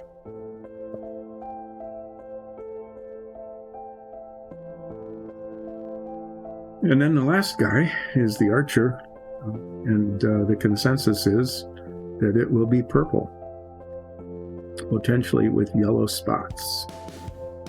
It doesn't look as formidable as I thought it would be. So if I do another show, it will probably be this guy. This one definitely has little beady eyes, though. You can see that there. Okay, so this again is where it stands right now. Needs a little shading, needs a little finishing up, a little detail work, but for the most part, I think it's turning out okay. So those of you who joined in today, thank you very much. Catch us Mondays, Wednesdays, and Fridays, 10 until 2 Eastern Time, unless we announce ahead of time on social media that we're taking a vacation, or unless our internet service, like it did on Monday, decides that it just didn't feel like working for most of the day. Today seemed to go okay, and hopefully Friday will as well. So we'll catch you Friday, and also be sure, if you like Dungeons and Dragons, to tune in Sundays at 2 to watch our campaign. We're getting into some really exciting kinds of activity right now. Things might work out okay, or maybe not. We're not really sure. We'll be finding out as the DM decides to torment us. Look at that. Look, just when I think I'm done, there's that spot there that I wasn't sure if it was silvery or not painted, and I just can't let it go. Nope. Can't. Just have to pick up the brush, dip it in the brown paint, and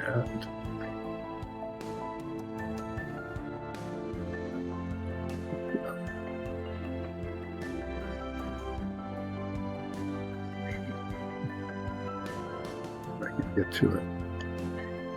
There. So, You said you were ending, so I am ending now. You want to say goodbye to everybody? I'm gonna help you raid. I am. Okay. And